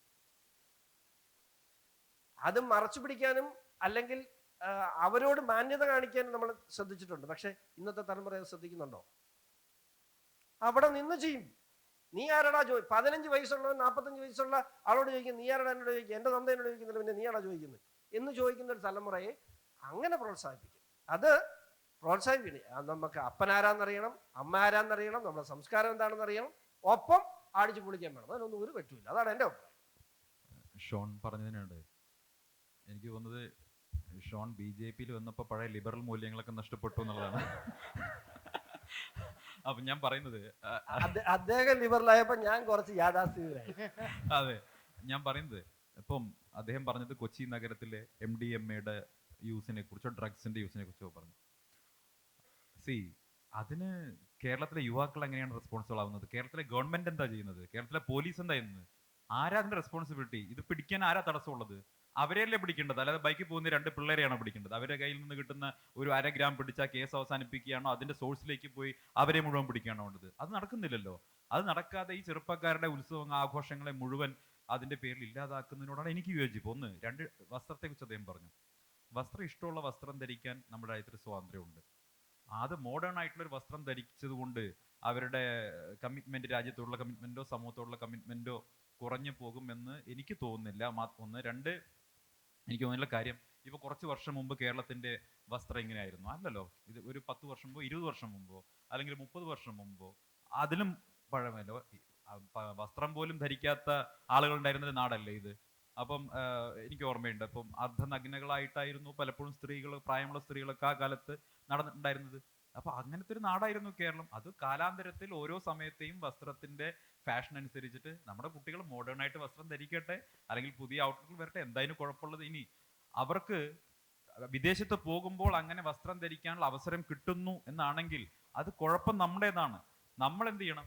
നമ്മുടെ ഇവിടുത്തെ ഈ സദാചാര പോലീസ് ചമയുന്ന സൊസൈറ്റിയുടെ കുഴപ്പം കൂടിയുണ്ട്. അവരാവശ്യമില്ലാതെ ചെറുപ്പക്കാരുടെ ജീവിതത്തിലേക്ക് തലയിടാൻ ശ്രമിച്ചാൽ, നേരത്തെ പറഞ്ഞതുപോലെ അവർ തിരിച്ചു ചോദിക്കും, നിങ്ങൾ എന്തിനാണ് എൻ്റെ പേഴ്സണൽ ലൈഫിലേക്ക്, എൻ്റെ പേഴ്സണൽ സ്പേസിലേക്ക് തലയിടുന്നതെന്ന് ചോദിക്കാൻ കഴിവുള്ള കുട്ടികളാണ് ഇന്ന് വളർന്നു വരുന്നത് എന്ന് തോന്നൽ പ്രായമുള്ളവർക്ക്, ഞാൻ നേരത്തെ പറഞ്ഞ തന്ത വൈബുള്ളവർക്ക് തോന്നുന്നത് നല്ലതാണ്. ഇത് പഴയ കാലമല്ല. കുട്ടികൾക്കൊക്കെ അവരുടെ സ്വാതന്ത്ര്യത്തെക്കുറിച്ച്, സിവിൽ ലിബർട്ടിയെക്കുറിച്ച് ഇവർക്ക് നല്ല ധാരണയുള്ളവരാണ്. അതുകൊണ്ട് അങ്ങനെ ചോദ്യങ്ങൾ ചോദിക്കാൻ പുറമേയുള്ളവർ മെനക്കെടാതിരിക്കുന്നതാണ് നല്ലത്. ഒരു ആരോഗ്യകരമായിട്ടുള്ള രീതിയിൽ പോകാൻ നിയമം പാലിച്ചുകൊണ്ട് എല്ലാവരും മുന്നോട്ട് പോകുക എന്ന ഉപരിയായിട്ട് മറ്റുള്ളവരുടെ പേഴ്സണൽ ലൈഫിലും മറ്റുള്ളവരുടെ സ്വകാര്യ ജീവിതത്തിലും സോഷ്യൽ ഓഡിറ്റ് ചെയ്യാൻ ബാക്കി മാധ്യമങ്ങളടക്കം പോകാതിരിക്കുക ആണല്ലോ.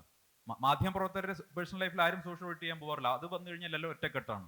പക്ഷേ നാട്ടിലുള്ള രാഷ്ട്രീയക്കാരുടെയും സിനിമാക്കാരുടെയും എല്ലാവരുടെയും പേഴ്സണൽ ലൈഫിലേക്ക് ദിവസേന ക്യാമറ തുറന്നു പോവുകയും അവരെ സോഷ്യൽ ഓഡിറ്റ് ചെയ്യുന്ന ആളുകളാണ് അല്ലേ? എല്ലാവരെയും. അപ്പൊ ഞാൻ പറയുന്നത് അങ്ങനെ ആരും സോഷ്യൽ ഓഡിറ്റ് ചെയ്യേണ്ട, എല്ലാവരും നിയമം പാലിച്ചുകൊണ്ട് മുന്നോട്ട് പോകട്ടെ. പക്ഷെ കേരളത്തിൽ യുവാക്കൾക്ക് അവരുടെ യുവത്വം ആഘോഷിക്കാൻ തക്കവണ്ണമുള്ള സാമൂഹിക അന്തരീക്ഷം ഒരുക്കി കൊടുക്കുന്നതിൽ ഇവിടുത്തെ സർക്കാരുകൾ പരാജയപ്പെട്ടിട്ടുണ്ട് എന്നുള്ളതാണ് എൻ്റെ പക്ഷം. അത് ഞാൻ ഉറച്ചു പറയും. വളരെ നിസ്സാരമായിട്ട് ഒരു കാര്യം. സമയം കഴിഞ്ഞോ?